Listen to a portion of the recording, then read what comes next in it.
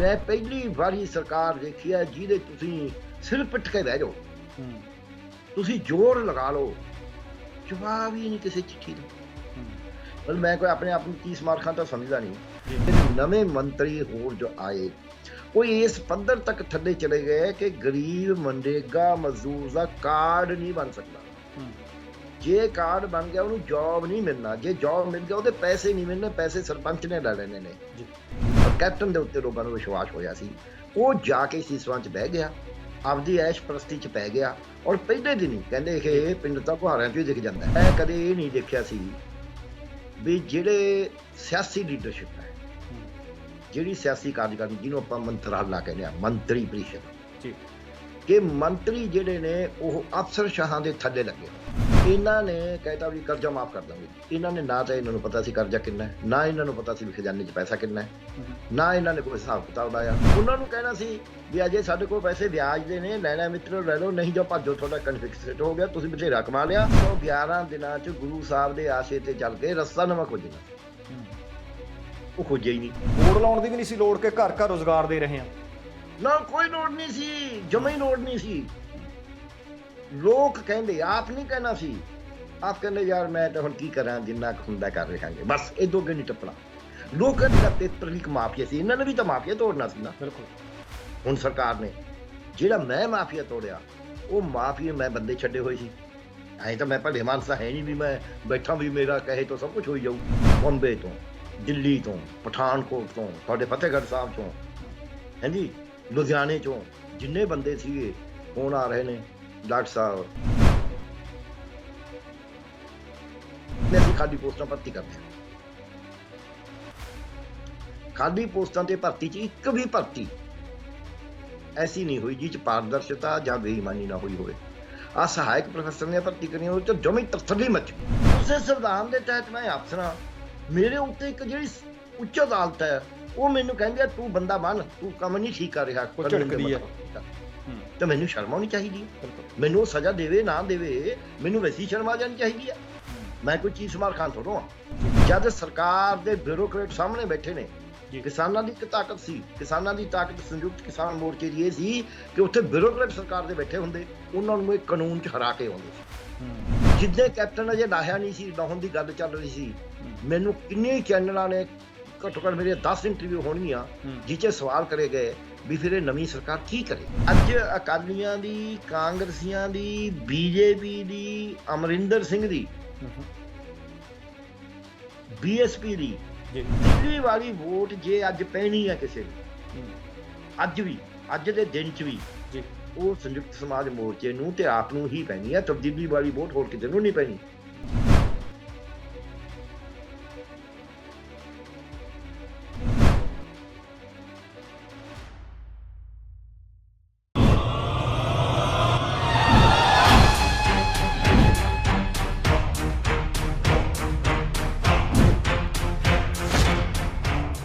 TVN ਦੇਖਣ ਵਾਲੇ ਸਮੁੱਚੇ ਦਰਸ਼ਕਾਂ ਨੂੰ ਦਵਿੰਦਰ ਸਿੰਘ ਬੈਨੀਪਾਲ ਵੱਲੋਂ ਪਿਆਰ ਅਤੇ ਅਦਬ ਸਹਿਤ ਸਤਿ ਸ਼੍ਰੀ ਅਕਾਲ। ਪ੍ਰੋਗਰਾਮ ਚੋਣ ਦੰਗਲ ਵਿੱਚ ਤੁਹਾਡਾ ਸਭਨਾਂ ਦਾ ਨਿੱਘਾ ਸਵਾਗਤ। ਅੱਜ ਦੋਸਤੋ ਇੱਕ ਵਾਰ ਫਿਰ ਤੋਂ ਡਾਕਟਰ ਪਿਆਰੇ ਲਾਲ ਗਰਗ ਸਾਹਿਬ ਆਪਣੇ ਮਹਿਮਾਨ ਦੇ ਤੌਰ ਤੇ ਪ੍ਰੋਗਰਾਮ ਦੌਰਾਨ ਸ਼ਿਰਕਤ ਕਰਨ ਜਾ ਰਹੇ ਹੈ। ਪੰਜਾਬ ਦੇ ਵਿੱਚ ਚੋਣਾਂ ਦਾ ਮਾਹੌਲ ਲਗਾਤਾਰ ਗਰਮਾਉਂਦਾ ਜਾ ਰਿਹਾ ਹੈ। ਜੇ ਬਾਹਰ ਘਰ ਤੋਂ ਨਿਕਲਦਿਆਂ ਠੰਡ ਹੈ, ਪਰ ਰਾਜਨੀਤੀ ਦੇ ਵਿੱਚ ਗਰਮਾਹਟ ਹੈ। ਪੰਜਾਬ ਦੇ ਕੁਝ ਵੱਡੇ ਮੁੱਦੇ ਨੇ ਜਿਨ੍ਹਾਂ ਦੇ ਉੱਤੇ ਦਰਅਸਲ ਹਰ ਕੋਈ ਪੰਜਾਬ ਦਾ ਵੋਟਰ ਜਵਾਬ ਲੱਭਦਾ ਫਿਰਦਾ ਹੈ। ਬੀਤੇ ਦਿਨੀ ਇੱਕ ਡਾਕਟਰ ਸਾਹਿਬ ਨਾਲ ਪ੍ਰੋਗਰਾਮ ਕੀਤਾ ਸੀ। ਜਦੋਂ ਵੀ ਤੁਹਾਡਾ ਹੁਣ ਮੈਨੂੰ ਸਵਾਲ ਆਉਂਦਾ, ਮੈਂ ਝੱਟ ਦੇਣੇ ਦੱਸ ਦਿੰਦਾ ਕਿ ਚੋਣ ਦੰਗਲ ਪ੍ਰੋਗਰਾਮ 2, ਜੀ ਹਾਂ ਚੋਣ ਦੰਗਲ ਪ੍ਰੋਗਰਾਮ ਨੰਬਰ 2 ਵੇਖ ਲਓ, ਤੁਹਾਨੂੰ ਪਤਾ ਲੱਗ ਜਾਏਗਾ ਕਿਹਨੂੰ ਵੋਟ ਪਾਈ ਜਾਵੇ, ਕਿਹਨੂੰ ਕਿਉਂ ਵੋਟ ਪਾਈ ਨਾ ਜਾਵੇ। ਡਾਕਟਰ ਸਾਹਿਬ ਨੇ ਬਹੁਤ ਵਿਸਥਾਰ ਨਾਲ ਜਾਣਕਾਰੀ ਦਿੱਤੀ ਸੀ ਤੇ ਅੱਜ ਵੀ ਕੁਝ ਇਸ ਤਰ੍ਹਾਂ ਦੇ ਭਖਦੇ ਮਸਲੇ ਹੈ ਜਿਨ੍ਹਾਂ ਦੇ ਉੱਤੇ ਗੱਲਬਾਤ ਕਰਾਂਗੇ। ਆਓ ਡਾਕਟਰ ਸਾਹਿਬ ਦਾ ਸਭ ਤੋਂ ਪਹਿਲਾਂ ਸਵਾਗਤ ਕਰਦੇ ਹਾਂ। ਡਾਕਟਰ ਸਾਹਿਬ ਜੀ ਆਇਆਂ ਨੂੰ, ਸਤਿ ਸ਼੍ਰੀ ਅਕਾਲ, ਸਵਾਗਤ ਹੈ ਜੀ। ਸ਼ੁਕਰੀਆ ਜੀ, ਬਹੁਤ ਬਹੁਤ ਸਤਿ ਸ੍ਰੀ ਅਕਾਲ ਜੀ ਮਹਿੰਪਾਲ ਜੀ। ਜੀ ਆਇਆਂ ਨੂੰ ਜੀ। ਡਾਕਟਰ ਸਾਹਿਬ, ਬਹੁਤ ਵੱਡੇ ਮੁੱਦੇ ਨੇ। ਪੰਜਾਬ ਸਰਕਾਰ 2 ਮੁੱਖ ਮੰਤਰੀ ਨੇ ਚਲਾਈ, ਇੱਕ ਕੈਪਟਨ ਅਮਰਿੰਦਰ ਸਿੰਘ 4 ਸਾਲ ਤੇ 9 ਮਹੀਨੇ, ਤੇ ਫਿਰ ਚਰਨਜੀਤ ਸਿੰਘ ਚੰਨੀ ਹੋਰੀ ਚਲਾਉਂਦੇ ਨੇ ਲਗਭਗ 111 ਦਿਨ। ਆਪਾਂ ਕਿਉਂਕਿ ਪੰਜਾਬ ਦਾ ਵੋਟਰ ਇਹ ਸਮਝ ਸਕੇ, ਜਿਹੜੇ ਉਹਨਾਂ ਦੇ ਝੋਲੀ ਚੁੱਕਨੇ ਸਪੋਰਟਰ ਨੇ ਉਹ ਸਮਝ ਸਕਣ ਕਿ ਪੰਜਾਬ ਸਰਕਾਰ ਦਾ ਕਿਹਨੇ ਕਿਹਨੇ ਮੂੰਹ ਨੀਵਾ ਕਰਵਾਇਆ, ਕਿੱਥੇ ਕਿੱਥੇ ਨਮੋਸ਼ੀ ਦਾ ਸਾਹਮਣਾ ਝੱਲਣਾ ਪਿਆ ਤਾਂ ਕਿ ਵੋਟਰ ਵੋਟ ਪਾਉਣ ਤੋਂ ਪਹਿਲਾਂ ਸੋਚੇ ਕਿ ਜਿਨ੍ਹਾਂ ਨੂੰ ਅਸੀਂ ਜ਼ਿੰਮੇਵਾਰੀ ਦਿੱਤੀ ਸੀ, ਅਮਾਨਤ ਦਿੱਤੀ ਸੀ, ਅਮਾਨਤ 'ਚ ਖਿਆਨਤ ਕਿਹਨੇ ਕਿਹਨੇ ਕਦੋਂ ਕਦੋਂ ਕਿਵੇਂ ਕਿਵੇਂ ਕੀਤੀ ਜੀ? ਜੀ ਬੇਨੀਪਾਲ ਜੀ, ਜਿੱਥੋਂ ਤੱਕ ਸਵਾਲ ਹੈ 111 ਦਿਨ ਦੀ ਜਾਂ ਪੌਣੇ 5 ਸਾਲ ਦੀ, ਜੀ ਕੋਈ 4.5 ਸਾਲ ਉਹਨੂੰ ਕਹਿ ਕੇ ਸਾਰਦਾ ਹੈ ਜੀ। ਉਹ ਸਰਕਾਰਾਂ ਦੀ ਜੇ ਅਸੀਂ ਗੱਲ ਕਰੀਏ, ਜੇ ਪਹਿਲੇ ਦੀ ਗੱਲ ਕਰੀਏ ਪਹਿਲਾਂ ਤਾਂ, ਕਿਉਂਕਿ ਦੂਜੇ ਦੀ ਉਮੀਦ ਸੀ, ਪਹਿਲੇ ਦੇ ਵਿੱਚ ਬੜੀਆਂ ਉਮੀਦਾਂ ਨਾਲ ਸਰਕਾਰ ਬਣਾਈ ਸੀ ਲੋਕਾਂ ਨੇ 10 ਸਾਲਾਂ ਬਾਅਦ, ਕਿ ਯਾਰ ਹੁਣ ਕੋਈ ਮਾਫੀਆ, ਕੋਈ ਬੇਅਦਬੀਆਂ ਦਾ ਮਾਮਲਾ, ਕੋਈ ਨਸ਼ਿਆਂ ਦਾ ਮਾਮਲਾ, ਇਹ ਤੇ ਕੋਈ ਨਾ ਕੋਈ ਨਹੀਂ ਚਾਹੁੰਦਾ ਸੀ, ਸੋਚਦਾ ਸੀ ਵੀ ਬਿਲਕੁਲ ਖਤਮ ਹੋ ਜਾਊਗਾ ਜਾਂ ਬਹੁਤ ਜ਼ਿਆਦਾ ਖਤਮ ਹੋ ਜਾਊਗਾ, ਵੱਡੀ ਸੱਟ ਵੱਜੇਗੀ। ਉਹ ਕਹਿੰਦੇ ਕੋਈ ਨਾ ਕੋਈ ਰਾਹਤ ਮਿਲੇਗੀ। ਮੈਂ ਇੱਥੇ ਰਹਿੰਦੇ ਹੋਏ ਸੱਚਮੁੱਚ ਲੋਕਾਂ ਨਾਲ ਗੱਲ ਕਰਕੇ, ਇੰਟਰੈਕਸ਼ਨ ਕਰਕੇ, ਕੋਈ ਇਹ ਨਹੀਂ ਸੀ ਵੀ ਇਹ ਕੋਈ ਅਸਮਾਨ ਤੋਂ ਤਾਰੇ ਤੋੜ ਜਾਣਗੇ, ਪਰ ਇਹ ਸੀਗਾ ਵੀ ਸੁਈਸਾਈਡ ਵਿਕਟਮ ਪਰਿਵਾਰ ਨੇ, ਕਿਸਾਨਾਂ ਦੀ ਹਾਲਤ ਮਾੜੀ ਹੈ, ਨੌਜਵਾਨਾਂ ਨੂੰ ਰੁਜ਼ਗਾਰ ਨਹੀਂ ਮਿਲ ਰਿਹਾ, ਬੇਅਦਬੀਆਂ ਦਾ ਮਾਮਲਾ ਉੱਥੇ ਹੀ ਖੜਾ ਹੈ, ਨਸ਼ਿਆਂ ਦੇ ਵਿੱਚ ਰੋਜ਼ ਮੌਤਾਂ ਹੋ ਰਹੀਆਂ ਨੇ, ਇਹਨਾਂ 'ਚ ਭ੍ਰਿਸ਼ਟਾਚਾਰ ਬਹੁਤ ਜ਼ਿਆਦਾ, ਵੀ ਕਿਤੇ ਨਾ ਕਿਤੇ ਕਿਸਾਨੀ ਕਰਜ਼ਾ ਹੈ, ਮਜ਼ਦੂਰਾਂ ਜੁੰਮੇ ਕਰਜ਼ਾ ਹੈ, ਵੀ ਕਿਤੇ ਨਾ ਕਿਤੇ ਮਾੜੀ ਮੋਟੀ ਰਾਹਤ ਮਿਲੇਗੀ। ਉਹ ਰਾਹਤ ਮਿਲਣ ਦੀ ਬਜਾਏ ਕਹਿੰਦੇ ਜਿਉਂ-ਜਿਉਂ ਦਵਾ ਕੀ ਮਰਜ਼ ਵੱਧਦਾ ਗਿਆ, ਉਹਦੇ ਬਜਾਏ ਬਿਮਾਰੀ ਹੋਰ ਗੁੰਝਲਦਾਰ ਹੁੰਦੀ ਗਈ। ਔਰ ਜਿਹੜੀ ਨਵੀਂ ਡਿਸਪੈਂਸੇਸ਼ਨ ਆਈ, ਜਿਹੜੇ ਨਵੇਂ ਮੰਤਰੀ ਹੋਰ ਜੋ ਆਏ, ਉਹ ਇਸ ਪੱਧਰ ਤੱਕ ਥੱਲੇ ਚਲੇ ਗਏ ਕਿ ਗਰੀਬ ਮਨਰੇਗਾ ਮਜ਼ਦੂਰ ਦਾ ਕਾਰਡ ਨਹੀਂ ਬਣ ਸਕਦਾ। ਜੇ ਕਾਰਡ ਬਣ ਗਿਆ ਉਹਨੂੰ ਜੌਬ ਨਹੀਂ ਮਿਲਣਾ, ਜੇ ਜੌਬ ਮਿਲ ਗਿਆ ਉਹਦੇ ਪੈਸੇ ਨਹੀਂ ਮਿਲਣੇ, ਪੈਸੇ ਸਰਪੰਚ ਨੇ ਲੈ ਲੈਣੇ ਨੇ। ਮੈਂ ਆਪ ਵੀਡੀਓ ਸੁਣੇ ਨੇ ਪਿੰਡਾਂ ਚੋਂ ਜਿਹੜੇ ਮੈਨੂੰ ਭੇਜੇ, ਕਿ ਸਰਪੰਚ ਆਪ ਨਹੀਂ ਹੈਗੀ, ਸਰਪੰਚ ਦੀ ਘਰ ਵਾਲੀ ਕਹਿੰਦੀ ਹੈ ਤੁਸੀਂ ਮਨਰੇਗਾ ਮਜ਼ਦੂਰਾਂ ਨੇ ਇੱਥੇ ਸਾਡੀ ਇਜਾਜ਼ਤ ਤੋਂ ਬਿਨਾਂ ਕੱਟ ਕਿਵੇਂ ਕਰ ਲਿਆ। ਇਹ ਵੱਡੇ ਵੱਡੇ ਮੰਤਰੀਆਂ ਦੇ, ਜਿਹੜੇ ਕੈਪਟਨ ਸਾਹਿਬ ਦੇ ਬੜੇ ਨੇੜੇ ਸੀ, ਔਰ ਪੰਚਾਇਤਾਂ ਦਾ ਮਹਿਕਮਾ ਵੀ ਉਹਨਾਂ ਕੋਲ ਸੀ, ਆਪਦੇ ਕੋਲ ਮਹਿਕਮਾ ਸੀ, ਉਹਨਾਂ ਦੇ ਹਲਕੇ ਦੇ ਵਿੱਚ ਇਹ ਹਾਲ ਹੋ ਰਿਹਾ। ਸੋ ਕਿਤੇ ਹਲਕੇ ਦੇ ਵਿੱਚ ਇਹ ਹੋ ਰਿਹਾ ਵੀ ਜੇ ਮਨਰੇਗਾ ਦਾ ਕਾਰਡ ਬਣਾਉਣਾ ਹੈ, ਦਿਹਾੜੀ ਲੈਣੀ ਹੈ, ਤੇ ਫਿਰ ਪਹਿਲਾਂ MLA ਦੇ ਘਰ ਵਾਲੀ ਨਾਲ ਗੱਲ ਕਰੋ ਤਾਂ ਮਿਲੂਗੀ, ਨਹੀਂ ਤਾਂ ਨਹੀਂ ਮਿਲਣੀ। ਹੁਣ ਜੇ ਤੁਸੀਂ ਇੱਕ ਦਿਹਾੜੀ ਵਾਸਤੇ ਕੁਝ ਕਰਨਾ ਪੈ ਜੇ, ਮੈਂ ਤਾਂ ਕਦੇ ਵੱਡੇ ਵੱਡੇ ਉਹਦੇ ਵਾਸਤੇ ਨਹੀਂ ਇੰਨਾ ਕੁਛ ਤਾਂ ਕਰਨਾ ਦੇਖਿਆ ਲੋਕਾਂ ਨੂੰ ਕਰਦੇ। ਸੋ ਇਹ ਤਾਂ ਪਤਾ ਲੱਗਦਾ ਹੈ ਕਿ ਪੂਰੇ ਦੇ ਪੂਰੇ ਤੰਤਰ ਨੇ, ਜਿਹਦੇ ਵਿੱਚ ਜ਼ਿੰਮੇਵਾਰੀ, ਕਹਿੰਦਾ ਹਾਥੀ ਫਿਰਦਾ ਗਾਂਵ ਗਾਂਵ, ਜਿਸਕਾ ਹਾਥੀ ਤਿਸਕਾ ਨਾਮ। ਕੈਪਟਨ ਉਹਦਾ ਜ਼ਿੰਮੇਵਾਰ ਸੀ, ਕੈਪਟਨ ਨੂੰ ਹੀ ਲੋਕਾਂ ਨੇ ਬਣਾਇਆ ਸੀ, ਇਹ ਕੋਈ ਦੋ ਰਾਏ ਨਹੀਂ ਹੈ। ਕੋਈ ਕਾਂਗਰਸ ਦਾ ਕੋਈ ਲੋਕਾਂ 'ਚ ਆਏ ਨਹੀਂ ਸੀ ਵੀ ਬਹੁਤ ਵੱਡਾ ਉਹ ਹੈ, ਪਰ ਕੈਪਟਨ ਦੇ ਉੱਤੇ ਲੋਕਾਂ ਨੂੰ ਵਿਸ਼ਵਾਸ ਹੋਇਆ ਸੀ। ਉਹ ਜਾ ਕੇ ਸੀਸਵਾਂ 'ਚ ਬਹਿ ਗਿਆ, ਆਪਦੀ ਐਸ਼ ਪ੍ਰਸਤੀ 'ਚ ਪੈ ਗਿਆ, ਔਰ ਪਹਿਲੇ ਦਿਨ ਹੀ ਕਹਿੰਦੇ ਇਹ ਪਿੰਡ ਤਾਂ ਗੁਹਾਰਿਆਂ 'ਚੋਂ ਹੀ ਦਿਖ ਜਾਂਦਾ ਹੈ। ਉਹ ਪਿੰਡ ਗੁਹਾਰਿਆਂ 'ਚੋਂ ਦਿਖ ਗਿਆ ਜਿੱਦਾਂ ਉਹਨੇ ਸਹੁੰ ਚੁੱਕਣ ਵੇਲੇ ਇੱਕ ਵਿਦੇਸ਼ੀ, ਜਿਸ ਦੇ ਉੱਤੇ ਮਹਿਲਾ ਦੇ ਉੱਤੇ ਦੋਸ਼ ਲੱਗਦੇ ਸੀ ਕਿ ਉਹ ਮਿਲਟਰੀ ਦੀ ਇੰਟੈਲੀਜੈਂਸ ਦੀ ਪੱਤਰਕਾਰ ਹੈ, ਉਹਨੂੰ ਸਰਕਾਰੀ ਸਮਾਗਮ 'ਚ ਪਹਿਲੀ ਕਤਾਰ 'ਚ ਬਿਠਾ ਲਿਆ ਸਹੁੰ ਚੁੱਕ 'ਚ। ਇਹ ਨਾ ਕਾਨੂੰਨੀ ਇਜਾਜ਼ਤ ਸੀ, ਨਾ ਸੰਵਿਧਾਨਕ ਇਜਾਜ਼ਤ ਸੀ, ਤੇ ਨਾ ਹੀ ਸਮਾਜਿਕ ਇਜਾਜ਼ਤ ਸੀ, ਨਾ ਨੈਤਿਕਤਾ ਦੀ ਇਜਾਜ਼ਤ ਸੀ। ਉੱਥੇ ਗਿਰਾਵਟ ਸ਼ੁਰੂ ਹੋ ਗਈ, ਪਤਨ ਤਾਂ ਸ਼ੁਰੂ ਹੋ ਜਾਂਦਾ ਨਾ। ਪਤਨ ਤਾਂ ਫਿਰ ਬਸ ਥੱਲੇ ਹੀ ਜਾਣਾ ਹੁੰਦਾ, ਇੱਕ ਵਾਰੀ ਰਿੜ ਜੇ ਨਾ ਪਹਾੜੀ ਤੋਂ ਕੋਈ ਚੀਜ਼ ਥੱਲੇ ਰਿੜਨੀ ਸ਼ੁਰੂ ਹੋ ਜਾਏ, ਫਿਰ ਥੱਲੇ ਜਾਂਦੀ ਹੈ, ਉੱਤੇ ਨਹੀਂ ਜਾਂਦੀ ਮੁੜ ਕੇ ਵਾਪਸ। ਸੋ ਉੱਥੋਂ ਪਤਨ ਸ਼ੁਰੂ ਹੋ ਗਿਆ। ਫਿਰ ਦੂਜਾ ਪਤਨ ਦਾ ਲੈਵਲ ਆ ਗਿਆ, ਤੁਸੀਂ ਇੱਕ ਬਿਊਰੋਕਰੇਟ ਨੂੰ ਲਾਤਾ, ਉਸ ਬਿਊਰੋਕਰੇਟ ਨੂੰ ਟੋਟਲ ਨਿਯਮ ਤੋੜ ਕੇ ਚੀਫ ਸੈਕਟਰੀ ਦੇ ਉੱਤੇ ਲਾਤਾ। ਅੱਜ ਤੱਕ 70 ਸਾਲਾਂ 'ਚ ਕਿਸੇ ਸੂਬੇ ਦੇ ਵਿੱਚ ਚੀਫ ਸੈਕਟਰੀ ਸਭ ਤੋਂ ਉੱਚਾ ਕਾਰਜਕਾਰੀ ਅਧਿਕਾਰੀ ਹੁੰਦਾ ਹੈ ਸਰਕਾਰ ਦਾ, ਪੱਕੀ ਦਾ। ਉਹਦੇ ਉੱਪਰ ਕੋਈ ਨਹੀਂ ਲਾਇਆ ਜਾਂਦਾ। ਉਹਨੂੰ ਬਦਲਿਆ ਜਾ ਸਕਦਾ ਹੈ, ਉਹਨੂੰ ਝਿੜਕਿਆ ਜਾ ਸਕਦਾ ਹੈ, ਪਰ ਉਹਦੇ ਉੱਪਰ ਨਹੀਂ ਲਾਇਆ ਜਾ ਸਕਦਾ। ਇਹਨਾਂ ਨੇ ਉੱਪਰ ਲਾਤਾ, ਉਹ ਵੀ ਰਿਟਾਇਰ ਹੋਏ ਨੂੰ, ਉਹ ਵੀ ਜਿਹੜਾ ਉਸ ਅਹੁਦੇ ਤੇ ਵੀ ਕਦੇ ਨਹੀਂ ਰਿਹਾ, ਤਜਰਬਾ ਕੋਈ ਨਹੀਂ, ਚੀਫ ਸੈਕਟਰੀ ਰਿਹਾ ਵੀ ਨਹੀਂ। ਫਿਰ ਉਸ ਤੋਂ ਅੱਗੇ ਤੀਜਾ ਇੱਕ ਹੋਰ ਜੱਗੋਂ 13ਵੀਂ ਕਰਤੀ। ਅੱਜ ਤੱਕ ਮੈਂ 70 ਸਾਲਾਂ ਦੇ ਵਿੱਚ ਮੈਂ ਟ੍ਰੇਡ ਯੂਨੀਅਨ ਲੀਡਰ ਰਿਹਾ, ਡਾਕਟਰਾਂ ਦਾ ਲੀਡਰ ਰਿਹਾ, ਤੁਹਾਨੂੰ ਪਤਾ ਇੰਨੇ ਅਹੁਦਿਆਂ ਤੇ ਰਿਹਾ, ਮੈਂ ਕਦੇ ਇਹ ਨਹੀਂ ਦੇਖਿਆ ਸੀ ਵੀ ਜਿਹੜੇ ਸਿਆਸੀ ਲੀਡਰਸ਼ਿਪ ਹੈ, ਜਿਹੜੀ ਸਿਆਸੀ ਕਾਰਜਕਾਰਨੀ, ਜਿਹਨੂੰ ਆਪਾਂ ਮੰਤਰਾਲਾ ਕਹਿੰਦੇ ਹਾਂ, ਮੰਤਰੀ ਪ੍ਰੀਸ਼ਦ, ਕਿ ਮੰਤਰੀ ਜਿਹੜੇ ਨੇ ਉਹ ਅਫਸਰਸ਼ਾਹਾਂ ਦੇ ਥੱਲੇ ਲੱਗੇ ਹੋਣ। ਅਫਸਰਸ਼ਾਹ ਨਾਲ ਮਿਲ ਗਏ ਹੋਣਗੇ, ਕਿਤੇ ਇੱਕ ਅਫਸਰਸ਼ਾਹ ਦੀ ਇੱਕ ਗੱਲ ਮੰਨ ਲਈ, ਦੂਜੀ ਨਹੀਂ ਮੰਨੀ, ਇਹੋ ਜਿਹਾ ਕੰਮ ਤਾਂ ਰੋਜ਼ ਹੀ ਚੱਲਦਾ ਹੁੰਦਾ, ਪਰ ਥੱਲੇ ਕਦੀ ਨਹੀਂ ਲੱਗਿਆ ਕੋਈ ਮੰਤਰੀ, ਮੈਂ ਅੱਜ ਤੱਕ ਨਹੀਂ ਦੇਖਿਆ। ਮਾੜੇ ਤੋਂ ਮਾੜਾ, ਸਿਆਸਤ ਉੱਪਰ ਰਹੀ ਹੈ। ਇਹਨੇ ਆ ਕੇ ਬਿਊਰੋਕਰੇਟ ਦੇ ਰਿਟਾਇਰਡ ਦੇ ਥੱਲੇ ਲਾਤੇ ਆਪਦੇ ਮੰਤਰੀ ਵੱਡੇ ਵੱਡੇ, ਜਿਹੜੇ ਅੱਜ ਵੀ ਬੋਲਦੇ ਨੇ, ਜਿਹੜੇ ਨੂੰ ਹਟਾਉਣ 'ਚ ਵੀ ਲੱਗੇ ਸੀ, ਉਹ ਸਾਰੇ ਥੱਲੇ ਲੱਗੇ ਰਹੇ ਨੇ, ਬੋਲੇ ਤਾਂ ਹੈ ਨਹੀਂ ਉਹ। ਇਹ 3 ਚੀਜ਼ਾਂ ਨੇ ਪੰਜਾਬ ਦਾ ਪੱਠਾ ਬਿਠਾਉਣਾ ਸ਼ੁਰੂ ਕਰਿਆ ਜੀ ਨਵੀਂ ਡਿਸਪੈਂਸੇਸ਼ਨ 'ਚ। ਉਦੋਂ ਅੱਗੇ ਫਿਰ ਗਿਰਾਵਟ ਦੀ ਹੱਦ ਹੀ ਕੋਈ ਨਹੀਂ ਰਹੀ। ਕਰਜ਼ਾ ਮਾਫੀ ਸੀ, 4625 ਕਰੋੜ ਮਾਫ ਕਰਨ ਦੇ ਉੱਤੇ ਵੀ ਬਥੇਰੀਆਂ ਹੇਰਾਫੇਰੀਆਂ ਹੋਈਆਂ ਜੀ। ਔਰ ਬਿਨਾਂ ਸੋਚੇ ਬਿਨਾਂ ਸਮਝੇ ਜਦ ਤੁਸੀਂ ਐਲਾਨ ਕਰਦੇ ਹੋ, ਉਹ ਵੀ ਇੱਕ ਗੜਬੜ ਹੁੰਦੀ ਹੈ। ਮੇਰੇ ਕੋਲ ਟਾਈਮ ਹੋਵੇ ਨਾ ਜਾਂ ਤੁਹਾਡੇ ਕੋਲ ਟਾਈਮ ਨਾ ਹੋਵੇ, ਆਪਾਂ ਇੱਥੇ ਅਨਾਉਂਸ ਕਰ ਦਈਏ ਵੀ ਫਲਾਣੇ ਦਿਨ ਆਪਾਂ ਇੰਟਰਵਿਊ ਕਰਾਂਗੇ ਡਾਕਟਰ ਪਿਆਰ ਲਾਲ ਗਰਗ ਦੀ, ਫਿਰ ਆਪਾਂ ਨੂੰ ਮੂੰਹ ਦੀ ਖਾਣੀ ਪਏਗੀ ਜੀ।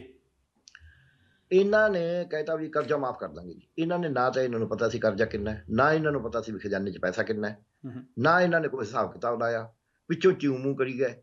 ਉਹਦਾ ਬਹੁਤ ਵਧੀਆ ਤਰੀਕਾ ਸੀ, ਲੋਕਾਂ ਦੀ ਇੱਜ਼ਤ ਵੀ ਰਹਿੰਦੀ, ਇਹਨਾਂ ਦੀ ਵੀ ਰਹਿੰਦੀ ਕਿ ਭਾਈ ਸਾਡੀ ਸਰਕਾਰ ਆਉਣ ਦੇ ਉੱਤੇ ਇੱਕ ਤਾਂ ਵਿਆਜ ਸਰਕਾਰ ਦੇਗੀ ਤੁਹਾਡੇ ਕਰਜ਼ੇ ਦਾ। ਵਿਆਜ ਦੇਣਾ ਸੌਖਾ ਸੀ, ਥੋੜਾ ਪੈਸਾ ਸੀ ਉਹ ਜੀ। ਦੂਜੀ ਗੱਲ ਇਹ ਹੋਏਗੀ ਕਿ ਥੋਤੋਂ ਕਰਜ਼ਾ ਵਸੂਲੀ ਵਾਸਤੇ ਕੋਈ, ਚਾਹੇ ਉਹ ਪ੍ਰਾਈਵੇਟ ਹੈ, ਚਾਹੇ ਉਹ ਕੋਆਪਰੇਟਿਵ ਸੁਸਾਇਟੀ ਹੈ, ਚਾਹੇ ਕੋਈ ਬੈਂਕ ਹੈ, ਚਾਹੇ ਸਰਕਾਰੀ ਹੈ, ਚਾਹੇ ਪ੍ਰਾਈਵੇਟ ਬੈਂਕ ਹੈ, ਤੁਹਾਡੇ ਕੋਲੇ ਕੋਈ ਸ਼ਾਹੂਕਾਰ ਜਾਂ ਬੈਂਕ ਕਰਜ਼ਾ ਵਸੂਲ ਕਰਨ ਵਾਸਤੇ ਨਾ ਨੋਟਿਸ ਲੈ ਕੇ ਜਾਏਗਾ, ਨਾ ਬੰਦਾ ਭੇਜੇਗਾ, ਨਾ ਏਲਚੀ ਭੇਜੇਗਾ, ਨਾ ਸੰਮਨ ਭੇਜੇਗਾ। ਇਹ ਅਸੀਂ ਜ਼ਿੰਮੇਵਾਰੀ ਲਵਾਂਗੇ ਕਿ ਤੁਸੀਂ ਨਹੀਂ ਭੇਜਣਾ ਜੀ। ਤੁਸੀਂ ਕੋਸ਼ਿਸ਼ ਕਰਨੀ ਹੈ ਜਿੰਨਾ ਕੁ ਤੋਂ ਮੁੜੇ ਉਹ ਮੋੜ ਦਿਓ, ਵਿਆਜ ਅਸੀਂ ਤੁਹਾਡਾ ਦੇਈ ਜਾਵਾਂਗੇ। ਉਹਨਾਂ ਨੂੰ ਕਹਿਣਾ ਸੀ ਵੀ ਅਜੇ ਸਾਡੇ ਕੋਲ ਪੈਸੇ ਵਿਆਜ ਦੇ ਨੇ, ਲੈਣਾ ਮਿੱਤਰੋ ਲੈ ਲਓ, ਨਹੀਂ ਜੋ ਭੱਜੋ, ਤੁਹਾਡਾ ਕਨਫਿਕਸੇਟ ਹੋ ਗਿਆ, ਤੁਸੀਂ ਬਥੇਰਾ ਕਮਾ ਲਿਆ, ਤੇ ਹਾਂ ਤੁਹਾਡਾ ਮੂਡ ਅਸੀਂ ਮੋੜਾਂਗੇ, ਸਰਕਾਰ ਮੋੜੇਗੀ, ਚਾਹੇ ਕਿਸਾਨਾਂ ਤੋਂ ਮੜਵਾਏ ਚਾਹੇ ਆਪ ਮੋੜੇ, ਇਹ ਤੁਹਾਨੂੰ ਗਰੰਟੀ ਦਿੰਦਾ ਵੀ ਤੁਹਾਡਾ ਮੂਡ ਮੁੜੂਗਾ, ਪਰ ਤੁਸੀਂ ਬੋਰ ਨਹੀਂ ਕਰਨਾ। ਇਹ ਸਾਰੇ ਕੰਮ ਸੌਖੇ ਸੀ, ਪੈਸਾ ਵੀ ਨਹੀਂ ਲੱਗਦਾ ਸੀ, ਹੁਕਮ ਕਰਨਾ ਸੀ ਸਿਰਫ, ਹੇਰਾ ਫੇਰੀ ਵੀ ਨਹੀਂ ਹੋਣੀ ਸੀ ਉਹਦੀ। ਉਹ ਨਹੀਂ ਕਰਿਆ। ਉਹਦੇ ਨਾਲ ਕੀ ਹੈ, ਉਹ ਕਹਿੰਦੇ ਦੁਬਿਧਾ ਮੇਂ ਦੋਨੋਂ ਗਏ, ਨਾ ਮਾਇਆ ਮਿਲੀ ਨਾ ਰਾਮ, ਨਾ ਤਾਂ ਕਰਜ਼ਾ ਹੀ ਮਾਫ ਹੋਇਆ, ਨਾ ਹੀ ਬੇਈਮਾਨੀ ਘਟੀ, ਨਾ ਹੀ ਕੋਈ ਇੱਜ਼ਤ ਬਣੀ। ਇਹ ਤਾਂ ਉਹਨਾਂ ਦੇ ਉੱਤੇ ਫਿਰ ਭ੍ਰਿਸ਼ਟਾਚਾਰ, ਕੰਮ ਨਹੀਂ ਹੋਣਾ, ਕੋਈ ਕੰਮ ਨਹੀਂ ਹੋਣਾ।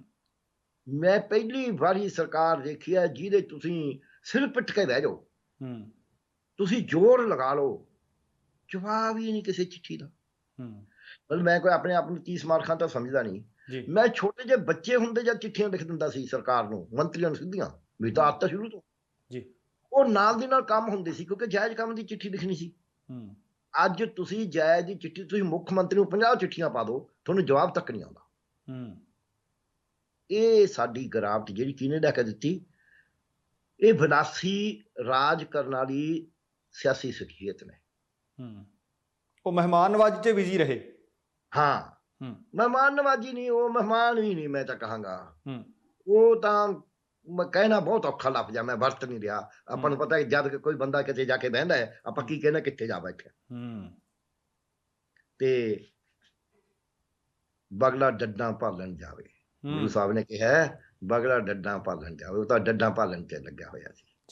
ਇੱਕ ਪੰਜਾਬੀ ਚ ਕਹਿੰਦੇ ਹੁੰਦੇ ਨੇ, ਕਹਿਣਾ ਥੋੜਾ ਜਿਹਾ ਲੱਗਦਾ ਪਰ ਅਖਾਣ ਹੈ, ਹੁਣ ਮੈਂ ਕੀ ਕਰਾਂ, ਕਹਿੰਦਾ ਘਰ ਦੀ ਸ਼ੱਕਰ ਬੂਰੇ ਵਰਗੀ, ਗੁੜ ਚੋਰੀ ਦਾ ਖਾਵੇਂ। ਤੇ ਇਸ ਕਰਕੇ ਉਹ ਜਿਹੜਾ ਪਾਰਟ ਹੈ, ਉਹਨੇ ਜਮੇ ਹੀ ਪੱਠਾ ਬਿਠਾਤਾ, ਨੈਤਿਕਤਾ ਦਾ ਵੀ, ਪ੍ਰਸ਼ਾਸਨ ਦਾ ਵੀ, ਸਾਰੇ ਕਾਸੇ ਦਾ। ਕਹਿਣ ਨੂੰ ਜੋ ਮਰਜ਼ੀ ਕਹੀ ਜਾਓ, ਕਹਿਣ ਨੂੰ ਤਾਂ ਹਰੇਕ ਚੀਜ਼ ਮਰਕਾ। ਉੱਥੋਂ ਜੋ ਗਿਰਾਵਟ ਸ਼ੁਰੂ ਹੋਈ, ਫਿਰ ਨਵੇਂ ਆ ਗਏ, ਉਹ ਕਹਿੰਦੇ ਜੀ ਅਸੀਂ ਬਦਲਾ ਲਿਆਉਣਾ। ਬਦਲਾ ਕਦੇ ਵੀ ਇੱਕ ਵਿਅਕਤੀ ਦੇ ਬਦਲ ਨਾਲ ਨਹੀਂ ਹੁੰਦਾ। ਉਹ ਥੋੜਾ ਕਰਨ ਤਾਂ ਹੋ ਸਕਦਾ ਹੈ, ਜੇ ਤੁਸੀਂ ਵੱਡਾ ਬਦਲਾ ਲਿਆਉਣਾ ਹੈ ਤਾਂ ਨੀਤੀ ਦੇ ਬਦਲ ਨਾਲ ਹੋਏਗਾ, ਜਾਂ ਕਾਰਜਸ਼ੈਲੀ ਘੱਟੋ ਘੱਟ ਬਦਲ ਨਾਲ ਹੋਏਗਾ, ਜਾਂ ਨੀਤੀ ਨਾ ਵੀ ਬਦਲੇ।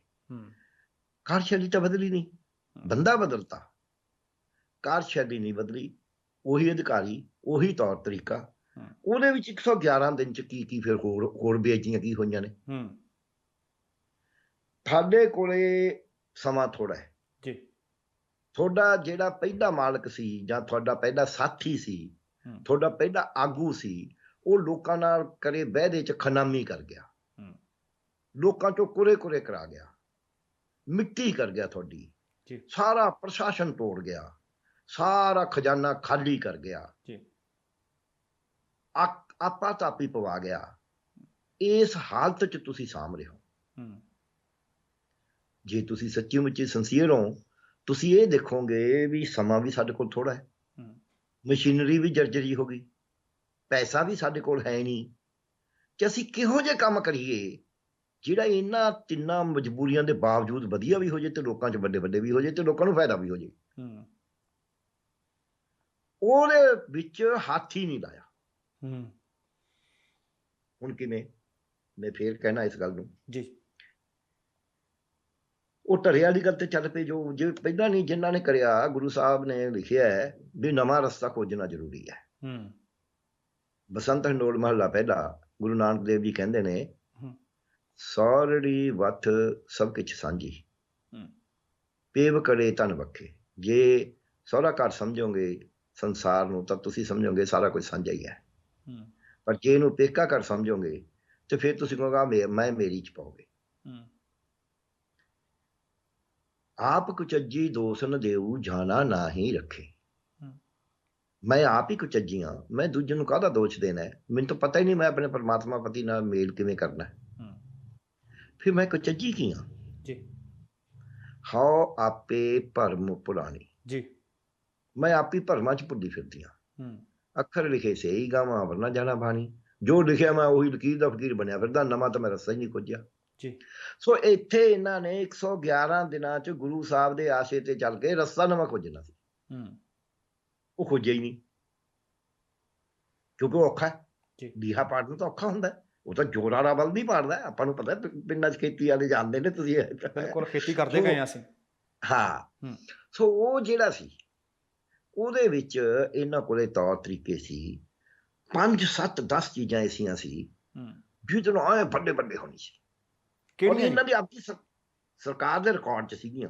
ਇੱਕ 32 ਲੱਖ ਲੋਕਾਂ ਦਾ ਮਨਰੇਗਾ ਕਾਰਡ ਬਣਨਾ ਸੀ, 32 ਲੱਖ ਦਾ।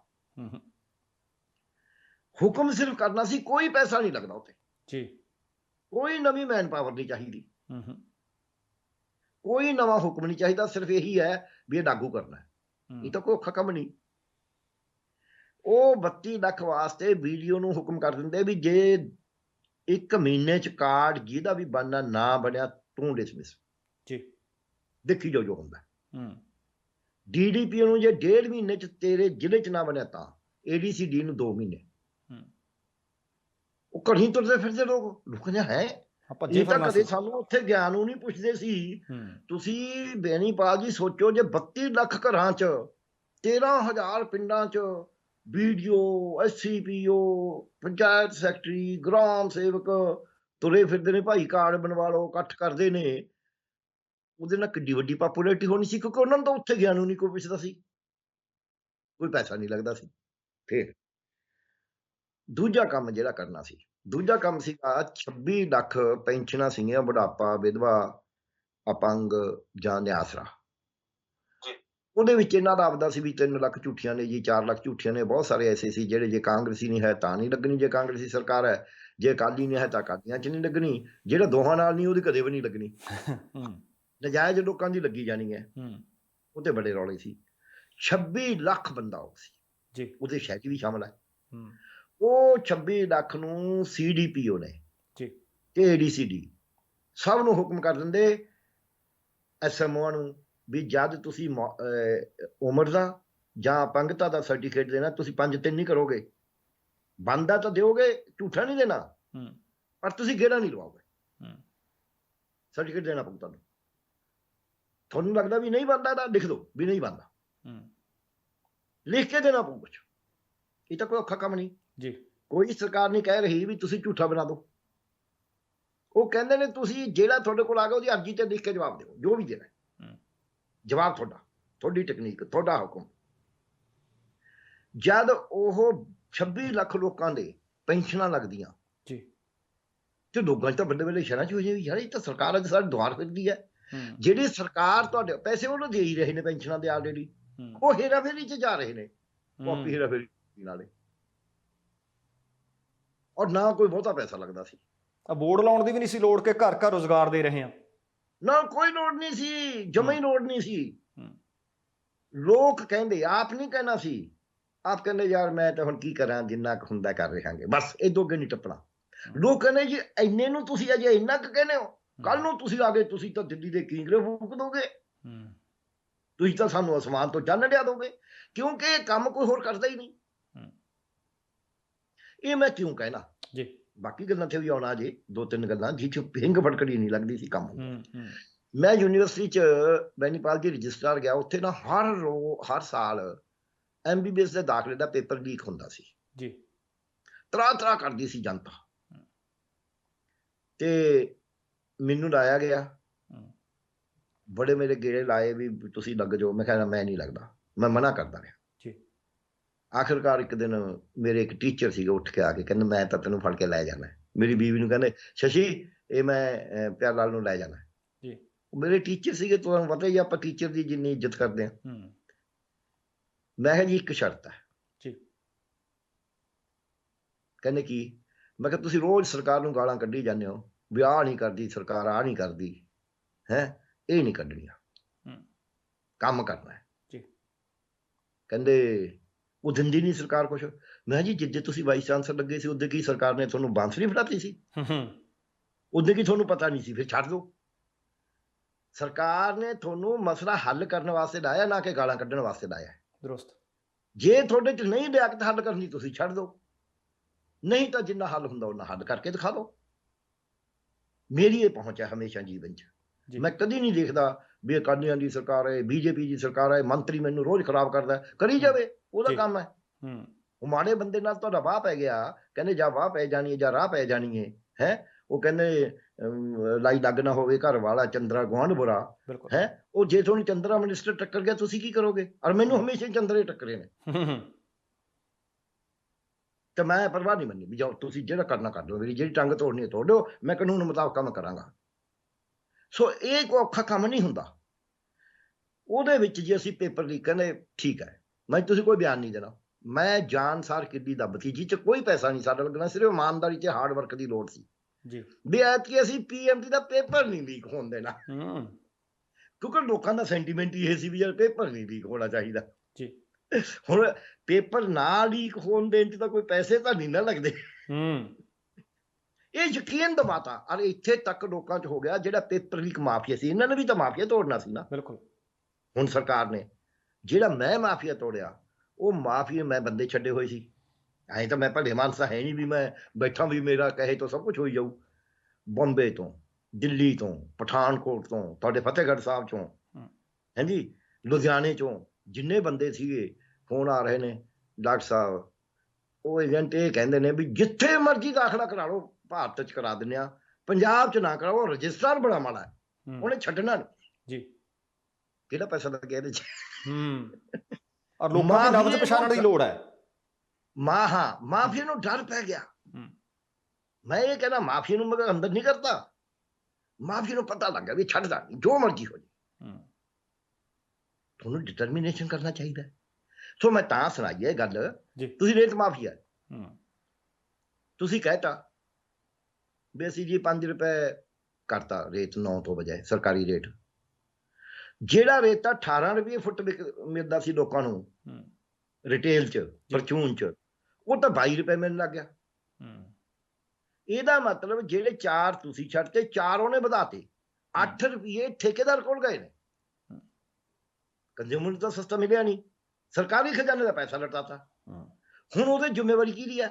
ਹੁਣ ਸਾਹਮਣੇ ਆ ਗਿਆ ਵੀ ਉਹ ਰੇਤੇ ਦਾ ਵਪਾਰ ਕਰ ਕੌਣ ਰਿਹਾ ਸੀ। ਜੇ ਲੀਗਲ ਵੀ ਸੀ, ਮੰਨ ਲਓ ਮੁੱਖ ਮੰਤਰੀ ਦਾ ਭਾਂਜਾ ਲੀਗਲ ਵਪਾਰ ਕਰ ਰਿਹਾ ਸੀ, ਬੇਈਮਾਨ ਨਹੀਂ ਸੀ, ਪਰ ਉਹਨੂੰ 9 ਰੁਪਏ ਫੁੱਟ ਦਾ ਤਾਂ ਫਾਇਦਾ ਕਰ ਹੀ ਦਿੱਤਾ ਨਾ। ਲੋਕਾਂ ਨੂੰ ਤਾਂ ਗਿਆ ਨਹੀਂ, ਉਹ ਕੰਜ਼ਿਊਮਰ ਨੂੰ ਤਾਂ ਫਾਇਦਾ ਨਹੀਂ ਹੋਇਆ। ਸੋ ਜਿਹੜੀ ਚੀਜ਼ ਤੁਸੀਂ ਜਦ ਕਹਿੰਦੇ ਅੰਨਾ ਵੰਡੇ ਸੀਰ ਨੇ ਮਿਲਕਰ ਆਪਣਿਆਂ ਨੂੰ ਦੇ, ਤੁਹਾਨੂੰ ਇਹ ਸਖਤੀ ਕਰਨੀ ਪੈਂਦੀ ਹੈ ਵੀ ਤੁਹਾਡੀ ਬੀਵੀ, ਤੁਹਾਡੇ ਬੱਚੇ, ਤੁਹਾਡੇ ਦੋਸਤ, ਤੁਹਾਡੇ ਰਿਸ਼ਤੇਦਾਰ ਉਹ ਜੁਰਤ ਨਾ ਕਰ ਸਕਣ ਵੀ ਜਾਂ ਕੋਈ ਜਾਤ ਦੇ ਬੇਸ ਤੇ, ਕੋਈ ਧਰਮ ਦੇ ਬੇਸ ਤੇ। ਇਹਨਾਂ ਨੇ ਅਨੁਸਾਰ ਕੀ ਕਰਿਆ? ਇਹਨਾਂ ਨੇ 3 ਅਧਿਕਾਰੀ ਉਹ ਲਾਏ ਜਿਹੜੇ 3 ਦੇ ਉੱਤੇ ਰੌਲਾ ਪੈਣ ਵਾਲੀ ਗੱਲ ਸੀ ਪਬਲਿਕਲੀ। ਰੁਪਿਆ ਵੀ ਆਪਦਾ ਪ੍ਰਿੰਸੀਪਲ ਸੈਕਟਰੀ ਲਾਇਆ ਜਿਹੜਾ ਮਹਾ ਚੋਰੀ ਕਰਦਾ ਰਿਹਾ। ਮੈਂ ਇੱਥੇ ਮੀਡੀਆ 'ਚ ਕਹਿ ਰਿਹਾ, ਹੈਲਥ ਦਾ ਰਿਹਾ, ਜਿਹੜਾ ਸ਼ਰੇਆਮ ਕਹਿੰਦਾ ਸੀ ਸਰੋਂ ਦਾ ਤੇਲ ਵਿਕ ਰਿਹਾ ਮਿਲਾਵਟ ਵਾਲਾ, ਤੇ ਜਿਹੜੇ ਬੰਦੇ ਨੇ ਕੇਸ ਕਰਿਆ ਹਾਈ ਕੋਰਟ 'ਚ ਕੇਸ ਪੈਂਡਿੰਗ ਪਿਆ, ਉਹਨੂੰ ਕਹਿੰਦਾ ਕੋਈ ਨਹੀਂ ਹੋਰ ਕਰ ਲਓ, ਮੇਰੇ ਤਾਂ ਪੈਸੇ ਬਣਨੇ ਨੇ। ਜਿਹੜਾ ਇਹੋ ਜਿਹਾ ਅਧਿਕਾਰੀ ਹੈ ਉਹਨੂੰ ਸਿਰਫ ਤੁਸੀਂ ਆਪਣੇ ਵੀ ਕਾਸਟ ਬੇਸ ਤੇ ਜਾਂ ਕਿਸੇ ਹੋਰ ਬੇਸ ਤੇ ਲਾ ਦਿੰਦੇ ਹੋ ਵੀ ਤੁਹਾਡਾ ਭਾਈਚਾਰਾ ਹੈ, ਤੇ ਫਿਰ ਮੁੜ ਕੇ ਉਹਨੂੰ ਟਿਕਟ ਦੇਣ ਨੂੰ ਫਿਰਦੇ ਹੋ। ਉਹ ਤਾਂ ਜਦ ਪਤਾ ਲੱਗਿਆ ਯਾਰ ਇਹਨੂੰ ਤਾਂ ਕਿਸੇ ਨੇ 4 ਵੋਟਾਂ ਨਹੀਂ ਪਾਉਣੀਆਂ ਤੇ ਤਾਂ ਹਟੇ ਨੇ।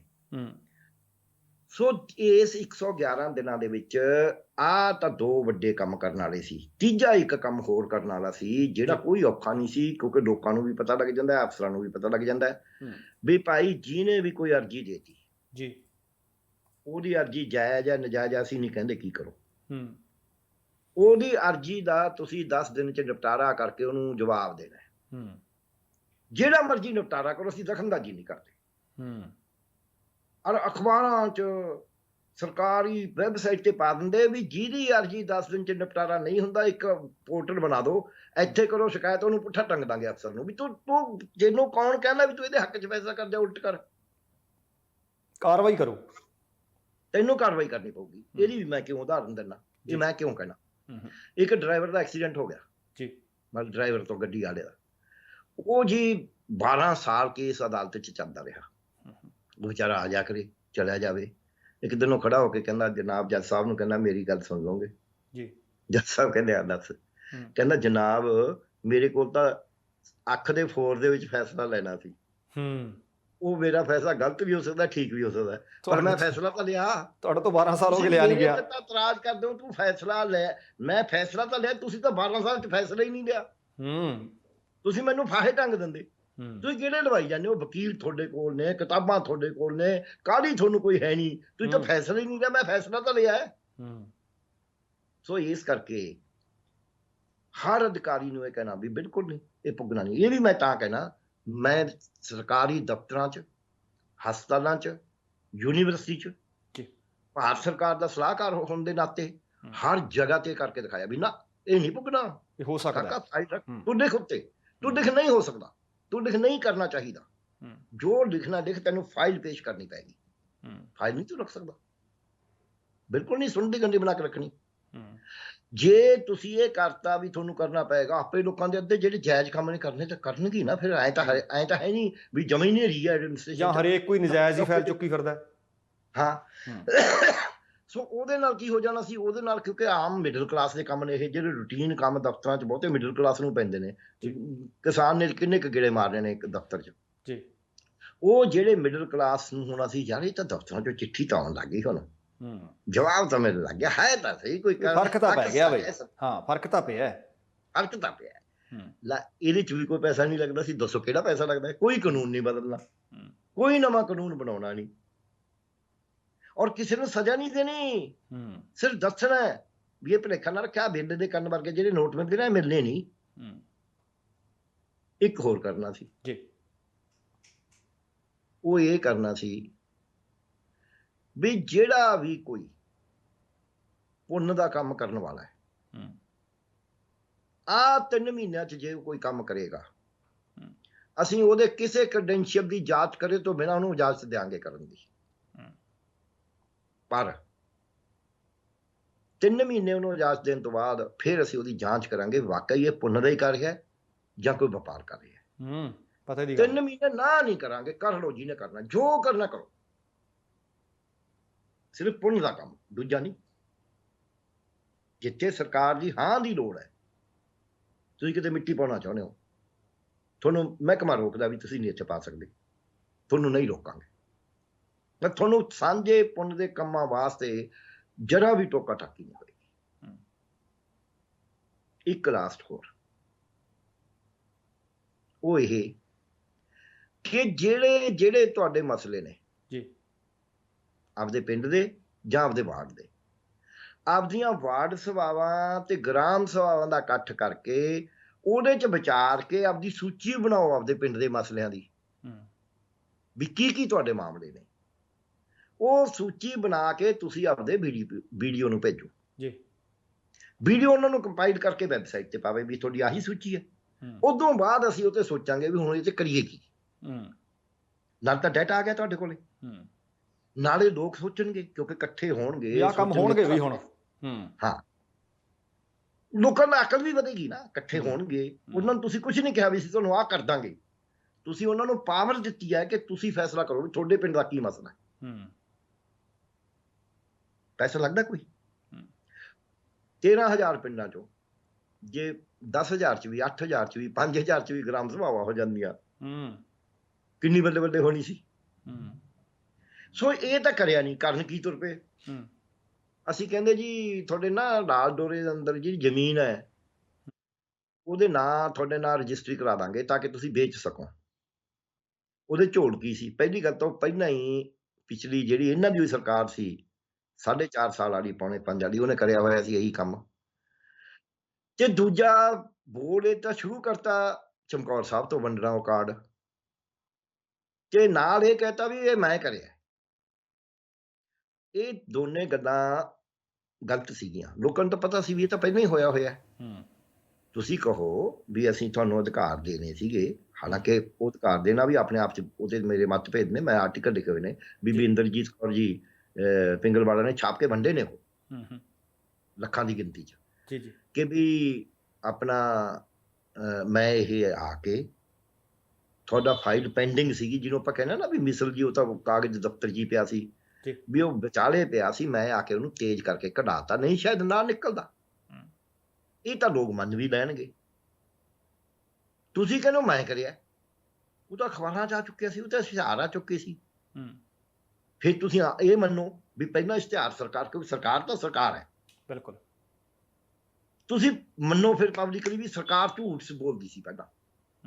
ਜਿਹੜੇ ਇਸ਼ਤਿਹਾਰ ਦਿੱਤੇ ਸੀ ਉਹ ਝੂਠੇ ਸੀਗੇ, ਅਸੀਂ ਇਨਕੁਆਇਰੀ ਕਰਾਂਗੇ ਵੀ ਇਹ ਝੂਠੇ ਇਸ਼ਤਿਹਾਰ ਕਿਉਂ ਦਿੱਤੇ ਜਦ ਇੱਕ ਕੰਮ ਕਰਿਆ ਹੀ ਨਹੀਂ ਸੀ। ਦੋਹਾਂ 'ਚੋਂ ਕੋਈ ਤਾਂ ਝੂਠਾ ਹੈਗਾ ਹੀ ਹੈ ਨਾ। ਏਦਾਂ ਹੀ ਇਹ ਫੈਸਲਾ ਕਰ ਲਿਆ ਵੀ ਅਸੀਂ ਜੀ ਮਜ਼ਦੂਰਾਂ ਦਾ ਕਰਜ਼ਾ ਮਾਫ ਕਰਾਂਗੇ। ਉਹ ਤਾਂ ਫੈਸਲਾ ਪਹਿਲਾਂ ਹੀ ਹੋਇਆ ਹੋਇਆ ਸੀ। ਪਹਿਲਾਂ ਉਹਨਾਂ ਨੇ ਕਿਹਾ 750 ਕਰੋੜ ਕਰਾਂਗੇ, ਫਿਰ ਕਿਹਾ ਅਸੀਂ 650 ਕਰੋੜ ਕਰਾਂਗੇ, ਫਿਰ ਕਿਹਾ 620 ਕਰੋੜ ਕਰਾਂਗੇ, ਫਿਰ 550 ਕਰੋੜ ਕਹਿੰਦਾ, ਅਲਟੀਮੇਟਲੀ 520 ਕਰੋੜ ਦਾ ਮਾਫ ਕਰਨਾ। ਇਹ ਸਾਰੇ ਕਾਗਜ਼ ਤਿਆਰ ਹੋ ਚੁੱਕੇ ਸੀ। ਇਹਨਾਂ ਨੇ ਫਿਰ ਉਹ ਵੀ ਚਮਕੌਰ ਸਾਹਿਬ 'ਚ ਹੀ ਕਾਗਜ਼ ਵੰਡੇ ਜਾ ਰਹੇ ਨੇ। ਮੁੱਖ ਮੰਤਰੀ ਇੱਕ ਇਲਾਕੇ ਦਾ ਨਹੀਂ ਹੁੰਦਾ। ਇਹੀ ਤਾਂ ਪ੍ਰਧਾਨ ਮੰਤਰੀ 'ਤੇ ਅਸੀਂ ਦੋਸ਼ ਲਾਉਂਦੇ ਹਾਂ ਵੀ ਉਹ ਬੀਜੇਪੀ ਦਾ ਬਣ ਕੇ ਕੰਮ ਕਰ ਰਿਹਾ। ਮੁੱਖ ਮੰਤਰੀ ਤੁਸੀਂ ਤਾਂ ਬੀਜੇਪੀ ਦੇ ਵੀ ਨਹੀਂ, ਤੁਸੀਂ ਤਾਂ ਸਿਰਫ ਇੱਕ ਹਲਕੇ ਦੇ ਹੋ ਕੇ ਰਹਿ ਗਏ। ਹਾਂ ਐਗਜ਼ੈਕਟਲੀ, ਹਲਕੇ 'ਚ ਵੀ ਕਹਾ, ਹਲਕੇ 'ਚ ਵੀ ਜਿਵੇਂ ਕਹਾ ਤੁਸੀਂ ਇੱਕ ਮਤਲਬ ਆਪਦੇ ਭਾਈਚਾਰੇ ਦੇ ਹੋ ਕੇ ਰਹਿਣ ਦੀ ਕੋਸ਼ਿਸ਼ ਕਰ ਰਹੇ ਹੋ। ਹਲਕੇ 'ਚ ਵੀ ਜੇ ਤੁਸੀਂ ਸਭ ਦੇ ਹੋ ਜਾਓ ਫਿਰ ਥੋੜਾ ਫਰਕ ਪੈਂਦਾ। ਸੋ ਤੁਸੀਂ ਜਾ ਕੇ ਕਹਿੰਦੇ ਹੋ ਵੀ ਮੈਂ ਦੇਖੋ ਆ ਕਾਗਜ਼ ਤੁਹਾਡੇ ਵੰਡੇ, ਸਪੈਸ਼ਲੀ ਤੁਸੀਂ ਉਸ ਜ਼ਿਲ੍ਹੇ ਨੂੰ ਬਲਾਕ ਨੂੰ ਪਵਾਉਂਦੇ ਹੋ, ਇਹਦਾ ਮਤਲਬ ਤੁਹਾਡੀ ਸੋਚ ਕਿੱਥੇ ਹੈ? ਐਡੀ ਸੌੜੀ ਸੋਚ। ਅੰਨਾ ਵੰਡੇ ਸੀ ਨੇ ਮਿਲਕਰ ਆਪਣਿਆਂ ਨੂੰ ਦੇ, ਤੁਹਾਨੂੰ ਮਤਲਬ ਤੁਹਾਡੀ ਜਿਹੜੀਆਂ ਅੱਖਾਂ ਨੇ ਉਹ ਦੂਰ ਦੇਖ ਹੀ ਨਹੀਂ ਸਕਦੀਆਂ, ਉਹ ਵਿਚਾਰੀਆਂ ਆਪਦੇ ਪੈਰਾਂ ਤੋਂ ਅੱਗੇ ਟੱਪ ਹੀ ਨਹੀਂ ਸਕਦੀਆਂ। ਤੁਹਾਡੇ ਵਾਸਤੇ ਚਮਕੌਰ ਸਾਹਿਬ ਹੀ ਖੂਹ ਦੇ ਡੱਡੂ ਵਾਲਾ ਹਿਸਾਬ ਹੈ, ਚਮਕੌਰ ਸਾਹਿਬ ਹੀ ਸਮੁੰਦਰ ਹੈ ਤੁਹਾਡੇ ਵਾਸਤੇ। ਤੁਹਾਨੂੰ ਪਤਾ ਹੀ ਨਹੀਂ ਵੀ ਸਮੁੰਦਰ ਕਿੱਡਾ ਹੈ, ਤੁਹਾਨੂੰ ਪਤਾ ਹੀ ਨਹੀਂ ਕਿ ਤੁਸੀਂ ਜਹਾਜ਼ ਚਲਾ ਰਹੇ ਹੋ, ਤੁਸੀਂ ਬੇੜੀ ਦੇ ਵਿੱਚ ਹੀ ਚੱਪੂ ਮਾਰਨ ਦੀ ਕੋਸ਼ਿਸ਼ ਮੈਨੂੰ ਉਹ ਤਾਂ ਕਹਿੰਦੇ ਨੇ, ਮੈਨੂੰ ਗੱਲ ਯਾਦ ਆ ਗਈ, ਮੈਨੂੰ ਰਿਕਸ਼ਾ ਚਲਾਉਣਾ ਆਉਂਦਾ, ਹਜੇ ਉੱਥੇ ਹੀ ਤੁਰੇ ਫਿਰਦੇ ਆ ਉਹ। ਜਦੋਂ ਮੈਂ ਰਿਕਸ਼ੇ ਤੇ ਤਾਂ ਇੱਕ ਗੱਲ ਸੁਣਾ ਦਿੰਦਾ ਛੋਟੀ, ਲੰਬੀ ਨਹੀਂ ਕਰਾਂਗਾ। ਇੱਕ ਵਾਰੀ ਮੇਰੇ ਕੋਲ ਇੱਕ ਪੱਤਰਕਾਰ ਮਿੱਤਰ ਆਏ ਜੀ, ਔਰ ਉਹ ਪ੍ਰੈਸ ਕਲੱਬ ਦੇ ਪ੍ਰਧਾਨ ਵੀ ਸੀਗੇ ਚੰਡੀਗੜ੍ਹ ਦੇ, ਤੇ ਜਰਨਲਿਸਟ ਯੂਨੀਅਨ ਦੇ ਵੀ ਪ੍ਰਧਾਨ ਸ਼ਾਇਦ ਸੀਗੇ ਉਹ। ਮੈਨੂੰ ਕਹਿਣ ਲੱਗੇ ਡਾਕਟਰ ਸਾਹਿਬ ਅੱਜ ਤਾਂ ਬੜੀ ਕਮਾਲ ਹੋਈ ਹੈ। ਕੀ ਗੱਲ ਹੋ ਗਈ? ਕਹਿੰਦੇ ਫਲਾਣੀ ਮਿਨਿਸਟਰ ਨਾ, ਇੱਕ ਤਾਂ ਉਹ MLA ਹੋਸਟਲ 'ਚ ਰਹਿ ਰਹੀ ਹੈ, ਫਲੈਟ 'ਚ ਨਹੀਂ ਰਹਿ ਰਹੀ, ਤੇ ਖੁਦ ਗੋਭੀ ਕੱਟ ਰਹੀ ਸੀ। ਮੈਂ ਕਿਹਾ ਭਾਈ ਸਾਹਿਬ ਗੱਲ ਸੁਣੋ, ਚਲੋ ਫਲੈਟ ਤਾਂ ਉਹ ਤਾਂ ਨਹੀਂ ਰਹਿ ਰਹੀ, ਇਕੱਲੀ ਹੈ, ਚੰਗਾ ਹੈ, ਫਿਰ ਵੀ ਲੋਕ ਤਾਂ ਫਲੈਟ ਛੱਡਦੇ ਨਹੀਂ ਇਕੱਲੇ ਹੋ ਕੇ ਵੀ, ਇਹ ਤਾਂ ਗੱਲ ਠੀਕ ਹੈ ਤੁਹਾਡੀ, ਮੰਨ ਲਈ। ਪਰ ਮੈਂ ਕਿਹਾ ਉਹਨੂੰ ਮਿਨਿਸਟਰ ਗੋਭੀ ਕੱਟਣ ਵਾਸਤੇ ਬਣਾਇਆ ਯਾਰ, ਸਿਹਤ ਮਹਿਕਮੇ ਦੀ ਮਿਨਿਸਟਰ ਆ, ਉਹ ਸਿਹਤ ਨੂੰ ਚੰਗਾ ਕਰੇ ਲੋਕਾਂ ਦੀ ਨੂੰ, ਉਹਦੇ ਉੱਤੇ ਕੁਝ ਕੰਮ ਕਰੇ। ਗੋਭੀ ਕੱਟਣ ਦੇ ਟਾਈਮ ਕਾਹਨੂੰ ਲਾਉਣੀ? ਉਹ ਤਾਂ ਗੋਭੀ ਤਾਂ ਕਿਸੇ ਤੋਂ ਵੀ ਕਟਾਈ ਜਾ ਸਕਦੀ ਹੈ। ਸੋ ਜਿਹੜਾ ਬੰਦਾ ਇਹ ਕਹੇ ਮੈਂ ਕਰਨੀ ਤਾਂ ਹੋਵੇ ਸਰਜਰੀ, ਮੈਂ ਕਹਾਂ ਜੀ ਮੈਂ ਪੈਂਟ ਦੇ ਟਾਕੀ ਵੀ ਲਾ ਸਕਦਾ ਹੁੰਦਾ, ਉਹ ਹਰਨੀਆਂ ਦਾ ਆਪਰੇਸ਼ਨ ਕਰਨ ਦੀ ਬਜਾਏ ਪੈਂਟ ਦਾ ਆਪਰੇਸ਼ਨ ਕਰੀ ਜਾਵਾਂ। ਮੈਨੂੰ ਜਿਹੜੀ ਡਿਊਟੀ ਤੇ ਲਾਇਆ ਮੈਂ ਉਹ ਤਾਂ ਕਰਾਂ ਪਹਿਲਾਂ, ਉਹ ਮੈਂ ਕਰ ਨਹੀਂ ਰਿਹਾ। ਸੋ ਇਹ ਮੋਦੀ ਸਾਹਿਬ ਨੇ ਵੀ ਮੈਂ ਚਾਹ ਵੇਚਦਾ ਸੀ, ਇਹ ਵੀ ਇੱਕ ਨਵਾਂ ਤਰੀਕਾ, ਇਹ ਵੀ ਲੋਕਾਂ ਨੂੰ ਧੋਖਾ ਦੇਣ ਦਾ ਤਰੀਕਾ ਆ ਗਿਆ। ਸੋ ਇਸ ਕਰਕੇ ਇਹ ਸਰਕਾਰ ਦੇ ਫੇਲ ਹੋਣ ਦਾ ਕਾਰਨ ਇਹ ਹੋਇਆ, ਨਾ ਤਾਂ ਇਹਨਾਂ ਨੇ ਇੱਕਜੁੱਟਤਾ ਦਿਖਾਈ, ਇੱਕ ਦੂਜੇ ਦਾ ਮੂੰਹ ਉਲਟੇ ਪਾਸੇ, ਨਾ ਇਹਨਾਂ ਨੇ ਆ ਕੇ ਜਿਹੜੇ ਲੋਕਾਂ ਦੇ ਕੰਮ ਨਹੀਂ ਹੁੰਦੇ ਸੀ ਰੂਟੀਨ ਜੀ, ਉਹਨਾਂ 'ਚ ਕੋਈ ਤੇਜ਼ੀ ਦਿਖਾਈ ਵੀ ਆਹ ਹੋ ਰਹੇ ਨੇ ਭਾਈ ਤੁਹਾਡੇ। ਉਹੀ ਮਾਫੀਆ ਤੁਹਾਨੂੰ ਪਤਾ ਹੈ ਤੁਹਾਡੇ ਸਾਹਮਣੇ ਫੜੇ ਗਏ ਨੇ ਜੀ। ਉਹੀ ਪੰਜਾਬੀ ਦੇ ਉੱਤੇ ਹੋਰ ਸੁਣ ਲਓ, ਕਿੱਥੇ ਕਿੱਥੇ ਦੋ ਗੱਲਾਂ ਹੋਰ ਕਹਾਂਗਾ ਫਿਰ ਖਤਮ ਕਰਾਂ। ਪੰਜਾਬੀ ਗੌਣ ਵਿਸ਼ਾ ਬਣਾਤਾ ਕੇਂਦਰ ਸਰਕਾਰ ਨੇ, CBSE। ਇਹਨਾਂ ਨੇ ਅਸੈਂਬਲੀ ਦੇ ਵਿੱਚੋਂ ਚ ਅਮੈਂਡਮੈਂਟ ਕਰਾਤੀ, ਸਾਰਿਆਂ ਨੇ ਇੱਕ ਮਤ ਹੋ ਕੇ ਕਰਤੀ ਜੀ। ਉਹ ਇਹ ਕਿ ਇੱਥੇ ਜਿਹੜੇ ਵੀ ਕੇਂਦਰ ਦੇ ਸਕੂਲ ਨੇ ਉਹਨਾਂ ਦੇ ਵਿੱਚ 10ਵੀਂ ਚ ਪੰਜਾਬੀ ਪਾਸ ਕਰਨਾ ਲਾਜ਼ਮੀ ਹੋਏਗਾ, ਨਹੀਂ ਤਾਂ ਉਹਨੂੰ ਸਰਟੀਫਿਕੇਟ ਨਹੀਂ 10ਵੀਂ ਦਾ ਦਿੱਤਾ ਜਾ ਸਕਦਾ ਜੀ। ਇਹ ਪਾਸ ਕਰਤਾ। ਇਹਦਾ ਮਤਲਬ ਇਹ ਕਾਨੂੰਨੀ ਹੋਣਾ ਚਾਹੀਦਾ, ਇਹ ਸੰਵਿਧਾਨਕ ਹੋਏਗਾ। ਇਹ ਸੰਵਿਧਾਨਕ ਹੈ ਨਹੀਂ, ਇਹ ਲਾਗੂ ਨਹੀਂ ਹੋ ਸਕਦਾ।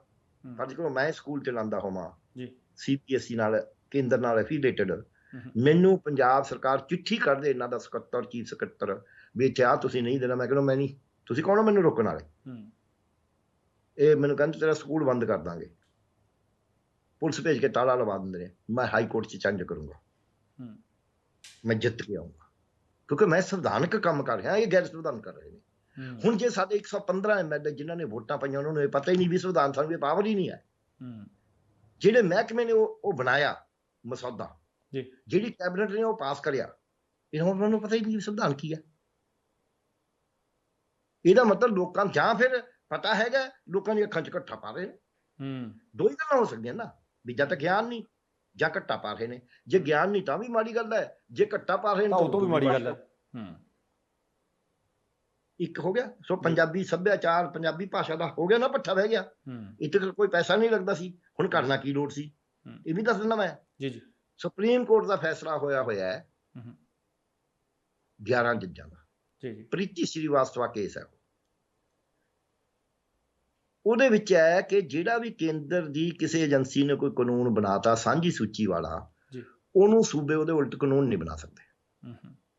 ਸਾਂਝੀ ਸੂਚੀ 'ਚ ਪਹਿਲਾਂ ਹੀ ਹੈ, ਪਰ ਉਹਨਾਂ ਨੇ ਕਹਿਤਾ ਵੀ ਜੇ ਕਿਸੇ ਏਜੰਸੀ ਨੇ ਵੀ ਬਣਾਇਆ, ਉਹਨੂੰ ਕੇਂਦਰ ਦਾ ਕਾਨੂੰਨ ਮੰਨਾਂਗੇ ਅਸੀਂ।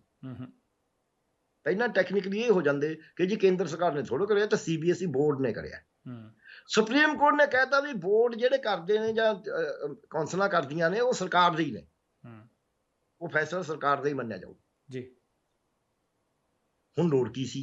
ਕਮਜ਼ੋਰ ਸੀ CBSE ਤਾਂ ਉਸ ਤਰੀਕੇ ਨਾਲ। ਮੰਤਰੀ ਨੂੰ ਮਿਲਦੇ, ਸਿੱਖਿਆ ਮੰਤਰੀ ਨੂੰ, ਕਿ ਦੇਖੋ ਜੀ ਗੱਲ ਇਹ ਹੈ, ਆਹ ਜਿੱਥੇ ਤੁਸੀਂ ਹਿੰਦੀ ਨੂੰ ਰੱਖਿਆ ਜਿਸ ਪੱਧਰ ਦੇ ਉੱਤੇ, ਉਸੇ ਪੱਧਰ ਤੇ ਕੀਤੀ ਬਸ। ਉਹਨੂੰ ਸੌਖਾ ਸੀ, ਵਿਆਹ ਤੁਹਾਡਾ CBSE ਤੁਹਾਨੂੰ ਖਰਾਬ ਕਰਾ ਰਿਹਾ ਹੈ, ਤੁਹਾਡੀ ਐਵੇਂ ਬੇਇੱਜ਼ਤੀ ਕਰਾ ਰਿਹਾ, ਉਹਨਾਂ ਨੂੰ ਅਕਲ ਕੋਲ ਦਿਓ ਜੀ। ਅੱਛਾ, ਉਹ ਮਿਨਿਸਟਰ ਨੇ ਵੀ ਖੁਸ਼ ਹੋਣਾ ਸੀ, ਅੱਛਾ CBSE ਨੂੰ ਆਪਾਂ ਹੁਣ ਖਿੱਚ ਦਿੰਦੇ ਆ, ਥੱਲੇ ਵਾਲੇ ਪਾਣੀ ਤੋਂ ਥੱਲੇ ਨੂੰ ਜਾਂਦਾ ਜੀ। ਸੋ ਇਹ ਕੰਮ ਸੌਖਾ ਸੀ। ਨਾਲੇ ਕੇਂਦਰ ਦੇ ਖਿਲਾਫ ਇੱਕ ਲੜਾਈ ਦਾ ਸਟੈਪ ਸੀ ਵੀ ਭਾਈ ਤੁਸੀਂ ਐ ਨਹੀਂ ਕਰ ਸਕਦੇ, ਤੁਸੀਂ ਇਹਨੂੰ ਬਦਲੋ, ਕਿਉਂਕਿ ਸਾਡੇ ਅਧਿਕਾਰ ਨੇ। ਸੋ ਉਹ ਕਰਿਆ ਨਹੀਂ। ਹੁਣ ਇਦੋਂ ਅੱਗੇ ਮੈਂ ਆਉਣਾ, ਇਹ ਕਹਿੰਦੇ ਅਸੀਂ ਖਾਲੀ ਪੋਸਟਾਂ ਭਰਤੀ ਕਰਦੇ ਹਾਂ। ਖਾਲੀ ਪੋਸਟਾਂ ਤੇ ਭਰਤੀ 'ਚ ਇੱਕ ਵੀ ਭਰਤੀ ਐਸੀ ਨਹੀਂ ਹੋਈ ਜਿਹ 'ਚ ਪਾਰਦਰਸ਼ਤਾ ਜਾਂ ਬੇਈਮਾਨੀ ਨਾ ਹੋਈ ਹੋਵੇ। ਆਹ ਸਹਾਇਕ ਪ੍ਰੋਫੈਸਰ ਨੇ ਭਰਤੀ ਕਰੀਆਂ, ਉਹ 'ਚ ਜਮੀ ਤਰਥੱਲੀ ਮੱਚ ਗਈ। ਉਹਦੇ ਉੱਤੇ ਕਹਿ ਸਕਦੇ ਸੀ ਜੀ ਹਾਈ ਕੋਰਟ ਤੋਂ ਅਸੀਂ ਇਨਕੁਆਇਰੀ ਕਰਾ ਦਿੰਦੇ ਹਾਂ, ਨਹੀਂ ਕਰਾਈ। ਹਾਈ ਕੋਰਟ ਨੇ ਦਖਲਅੰਦਾਜ਼ੀ ਕਰਕੇ ਕਿਹਾ ਕਿ ਰਿਕਾਰਡ ਸੀਲ ਕਰਿਆ ਜਾਵੇ। ਪਤਾ ਨਹੀਂ ਕਿਉਂ ਮੈਨੂੰ ਐਂ ਲੱਗਦਾ ਹੈ, ਮੈਂ ਕਦੇ ਕੇਸ ਕੋਰਟ 'ਚ ਸਰਕਾਰ ਦਾ ਹਾਰਿਆ ਨਹੀਂ, ਪਰ ਜੇ ਕਿਤੇ ਸਰਕਾਰ ਕੋਰਟ ਨੇ ਸਾਨੂੰ ਸੱਚੀ ਮੁੱਚੀ, ਜਿਵੇਂ ਆਪਣਾ ਬਜ਼ੁਰਗ ਕਈ ਵਾਰੀ ਤੁਹਾਨੂੰ ਝਿੜਕ ਦਿੰਦੇ ਨੇ ਨਜਾਇਜ਼ ਵੀ, ਜੇ ਸਾਨੂੰ ਕਦੇ ਕੁਝ ਕਹਿ ਵੀ ਦਿੱਤਾ ਹੋਵੇ ਕੋਰਟ ਨੇ, ਸਾਨੂੰ ਸ਼ਰਮ ਆਉਂਦੀ ਸੀ ਵੀ ਯਾਰ ਕੋਰਟ ਨੇ ਕਿਉਂ ਕਿਹਾ। ਅਸੀਂ ਉਦੋਂ ਤਾਂ ਚੁੱਪ ਕਰ ਰਹਿੰਦੇ ਸੀ, ਪਰ ਦੂਜੇ ਦਿਨ ਅਗਲੀ ਪੇਸ਼ੀ ਵੇਲੇ ਅਸੀਂ ਉਹਦੇ ਕਾਗਜ਼ ਪੂਰੇ ਪੇਸ਼ ਕਰ ਦਿੰਦੇ ਸੀ ਵੀ ਕੋਰਟ ਆਪ ਹੀ ਕਹੇ ਨਹੀਂ ਯਾਰ ਗੱਲ ਤਾਂ ਉਹਨਾਂ ਦੀ ਮਹਿਕਮੇ ਦੀ ਠੀਕ ਸੀ। ਕਿਉਂਕਿ ਜੇ ਮੈਨੂੰ ਮਾਨਯੋਗ ਅਦਾਲਤ ਕਹਿੰਦੀ ਹੈ ਵੀ ਤੂੰ ਮਾੜਾ ਬੰਦਾ ਹੈ, ਤੂੰ ਗਲਤ ਕੰਮ ਕਰ ਰਿਹਾ ਹੈ, ਇਦੋਂ ਤਾਂ ਮੈਨੂੰ ਡੁੱਬ ਕੇ, ਮੈਂ ਉਸੇ ਕਾਨੂੰਨ ਦੇ ਸਹਾਰੇ ਤਾਂ ਅਫਸਰ ਬਣਿਆ ਹੋਇਆ, ਉਸੇ ਸੰਵਿਧਾਨ ਦੇ ਤਹਿਤ ਮੈਂ ਅਫਸਰ ਹਾਂ।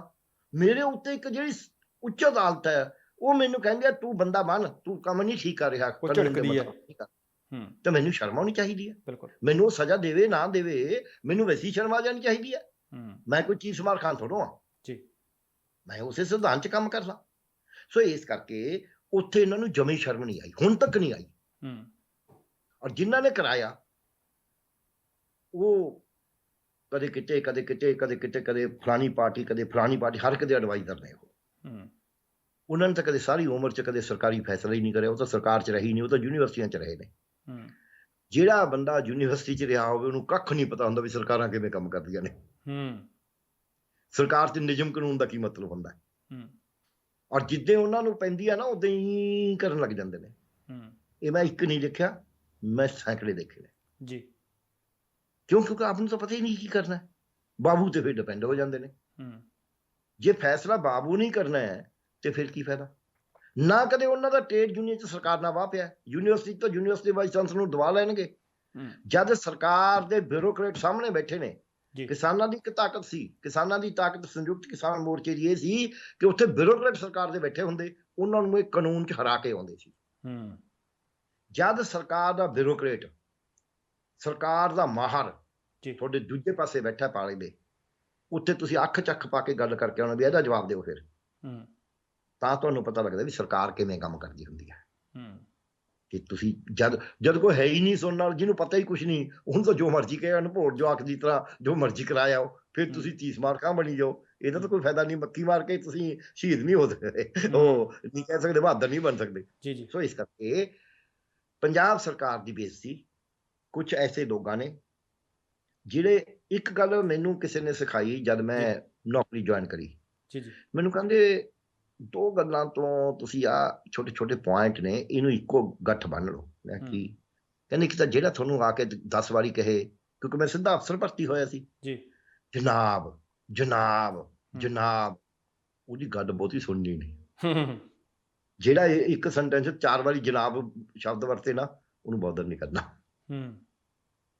ਕਿਉਂਕਿ ਉਹਦਾ ਮਤਲਬ ਹੈ ਵੀ ਤੁਹਾਨੂੰ ਕੋਈ ਗੁੰਮਰਾਹ ਕਰੇਗਾ। ਦੂਜੀ ਗੱਲ, ਜੇ ਕੋਈ ਤੁਹਾਡੇ ਕੰਨ 'ਚ ਆ ਕੇ ਗੱਲ ਦੱਸਦਾ ਕੋਲ ਗੋਡੇ ਮੁੱਢ ਬੈਠ ਕੇ, ਉਹਦੀ ਗੱਲ ਸੁਣ ਬੇਸ਼ੱਕ ਲਓ, ਉਹ ਮੰਨਣੀ ਨਹੀਂ ਬਿਨਾਂ ਜਾਂਚ ਪੜਤਾਲ ਦੇ। ਮੈਂ ਕਿਹਾ ਜੀ ਸੁਣਨੀ ਕਿਉਂ ਜ਼ਰੂਰੀ ਹੈ? ਕਹਿੰਦੇ ਜੇ ਸੁਣੋਗੇ ਨਹੀਂ ਤੁਹਾਨੂੰ ਸੂਚਨਾ ਮਿਲਣੀ ਬੰਦ ਹੋ ਜਾਏਗੀ। ਯਾਦ ਰੱਖਿਓ, ਕੋਈ ਆ ਕੇ ਤੁਹਾਨੂੰ 90 ਸੂਚਨਾ ਗਲਤ ਦਿੰਦਾ, 10 ਤਾਂ ਸੱਚੀਆਂ ਵੀ ਦੇਊਗਾ। ਸੂ ਤਾਂ ਮਿਲੂ। ਤੁਸੀਂ ਸੂਚਨਾ ਇਕੱਠੀ ਕਰਨੀ ਹੁੰਦੀ ਹੈ, ਸੁਣੀ ਜਾਓ, ਕਰੋ ਤੁਸੀਂ। ਕਹਿੰਦੇ ਸੁਣੀਏ ਸਭ ਕੀ, ਕਰੀਏ ਮਨ। ਅੱਛਾ, ਹੁਣ ਡਾਕਟਰ ਸਾਹਿਬ, ਹੁਣ ਤੁਸੀਂ ਆ ਕਈ ਗੱਲਾਂ ਦੇ ਵਿੱਚੋਂ ਇੱਕ ਸਵਾਲ ਪੈਦਾ ਹੁੰਦਾ ਹੈ ਜੀ ਕਿ ਤੁਸੀਂ ਪਹਿਲੀ ਸਰਕਾਰ ਕੈਪਟਨ ਅਮਰਿੰਦਰ ਸਿੰਘ ਦੀ ਵੀ ਤੇ ਚਰਨਜੀਤ ਸਿੰਘ ਚੰਨੀ ਹੋਰਾਂ ਦੀ ਵੀ ਕਾਰਗੁਜ਼ਾਰੀ ਦੇ ਕੱਚੇ ਚਿੱਠੇ ਫਰੋਲਤੇ ਹੈ ਕਿ ਕੀ ਕੀਤਾ ਜਾ ਸਕਦਾ ਸੀ। ਨਾ ਹਿੰਗ ਲੱਗਣੀ ਸੀ, ਨਾ ਫਟਕੜੀ, ਤੇ ਰੰਗ ਚੋਖਾ ਆ ਜਾਣਾ ਸੀ। ਨਾ ਬੋਰਡ ਲਾਉਣ ਦੀ ਲੋੜ ਪੈਣੀ ਸੀ, ਨਾ ਦਾਰੂ ਦੇ ਅਧੀਏ ਪਊਏ ਬੋਤਲਾਂ ਵੰਡਣ ਦੀ ਲੋੜ ਪੈਣੀ ਸੀ, ਨਾ ਲੋਕਾਂ ਦੇ ਘਰ ਜਾ ਕੇ ਦਰਵਾਜ਼ੇ, ਸਗੋਂ ਲੋਕ ਮੈਸੇਂਜਰ ਬਣਦੇ। ਵੀ ਕੰਮ ਆਪਾਂ ਹੁੰਦੇ ਦੇਖਿਆ ਪਹਿਲਾਂ 65-70 ਸਾਲਾਂ 'ਚ ਨਹੀਂ ਸੀ ਹੋਏ।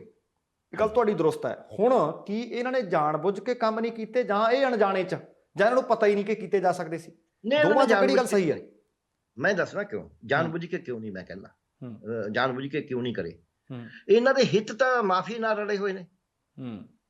ਇਹਨਾਂ ਦੇ ਹਿੱਤ ਜਾਤ ਪਾਤ ਤੇ ਆਧਾਰਿਤ ਨੇ। ਇਹਨਾਂ ਦੇ ਹਿੱਤ ਕਾਂਗਰਸੀਆਂ ਦੀ ਆਪਸੀ ਲੜਾਈ ਤੇ ਆਧਾਰਿਤ ਨੇ ਜੀ। ਇਹਨਾਂ ਦੇ ਹਿੱਤ ਆਪਦੇ ਪਰਿਵਾਰ ਪਾਲਣ ਨੂੰ ਆਧਾਰਿਤ ਨੇ। ਉਹ ਹਿੱਤਾਂ ਦਾ ਟਕਰਾਅ ਸੀ।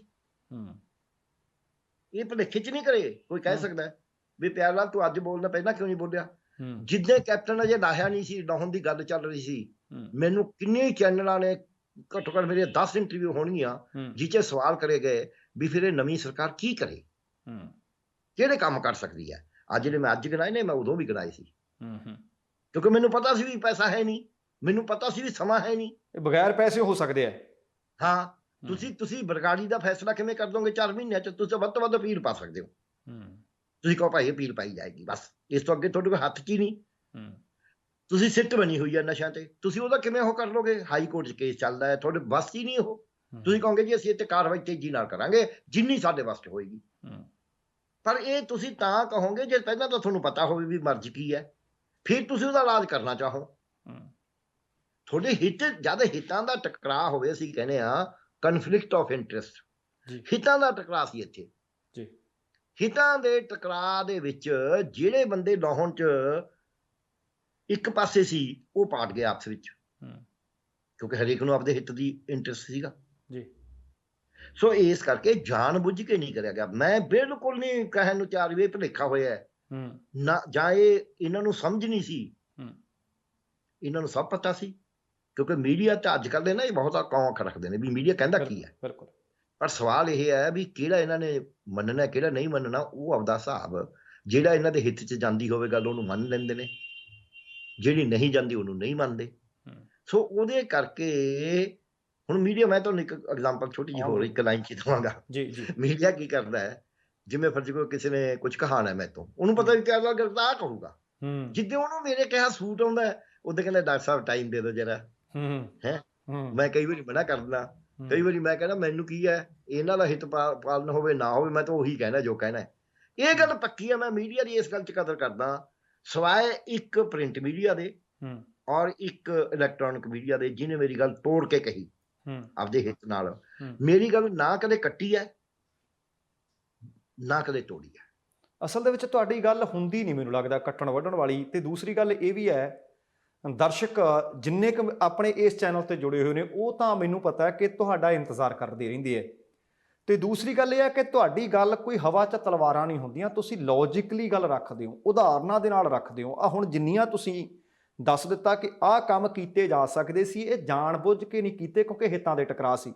ਇਹਦੀਆਂ ਉਦਾਹਰਨਾਂ ਇਹ ਵੀ ਨੇ ਕਿ ਤੁਸੀਂ ਦੇਖੋ ਕਿ ਕੈਪਟਨ ਅਮਰਿੰਦਰ ਸਿੰਘ ਚੰਨੀ ਨੂੰ ਇਹ ਤਾਂ ਕਹਿੰਦੇ ਨੇ ਕਿ ਮੀਟੂ ਦੇ ਮਾਮਲੇ 'ਚ ਮੇਰੇ ਪੈਰਾਂ 'ਚ ਡਿੱਗ ਮੈਂ ਤਾਂ ਛੱਡਤਾ। ਇਹਦਾ ਮਤਲਬ ਤੁਹਾਨੂੰ ਔਰਤਾਂ ਦੀ, ਮਹਿਲਾਵਾਂ ਦੀ ਇੱਜ਼ਤ ਦੀ ਕੋਈ ਕਦਰ ਨਹੀਂ। ਦੂਸਰੀ ਉਹ ਕਹਿੰਦੇ ਹੋ ਕਿ ਉਹ ਭਾਈ ਚੰਨੀ ਮਾਈਨਿੰਗ ਦੇ ਵਿੱਚ ਨਜਾਇਜ਼ ਧੰਦੇ 'ਚ ਸ਼ਾਮਲ ਸੀ, ਮੇਰੇ ਸਾਹਮਣੇ ਪਾਰਟੀ ਹਿੱਤ ਖੜ ਗਏ।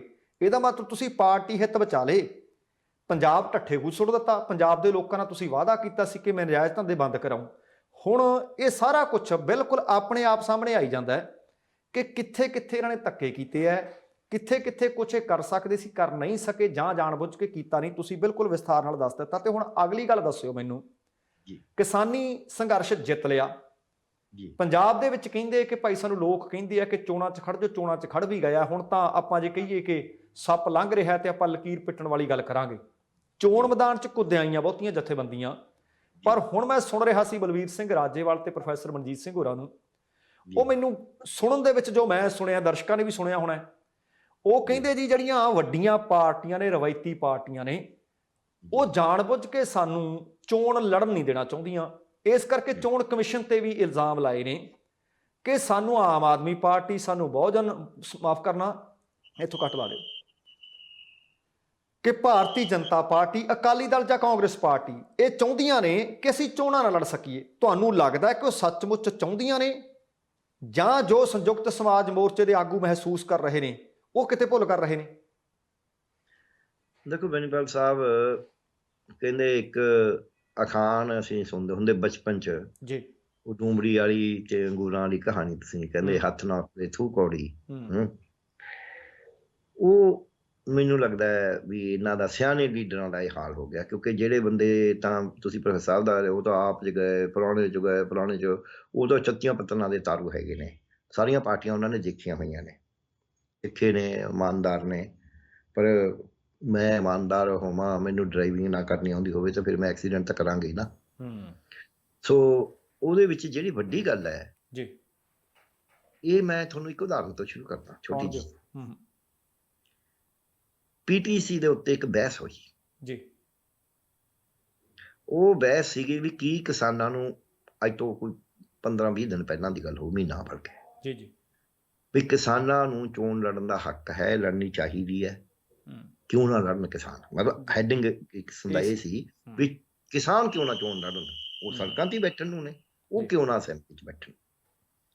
ਉਹ ਬਹਿਸ ਦੇ ਵਿੱਚ ਇੱਕ ਜਿਹੜੇ ਪ੍ਰੋਫੈਸਰ ਸਾਹਿਬ ਦਾ ਨਾਮ ਤੁਸੀਂ ਲਿਆ, ਇੱਕ ਕੋਈ ਕਿਸਾਨ ਲੀਡਰ ਹੋਰ ਸੀਗੇ, ਆਨਲਾਈਨ ਸੀਗੇ ਇਹ ਪ੍ਰੋਫੈਸਰ ਸਾਹਿਬ, ਲੁਧਿਆਣੇ ਸੰਯੁਕਤ ਸਮਾਜ ਮੋਰਚੇ ਦੇ ਦਫ਼ਤਰ 'ਚੋਂ ਬੋਲ ਰਹੇ ਸੀ।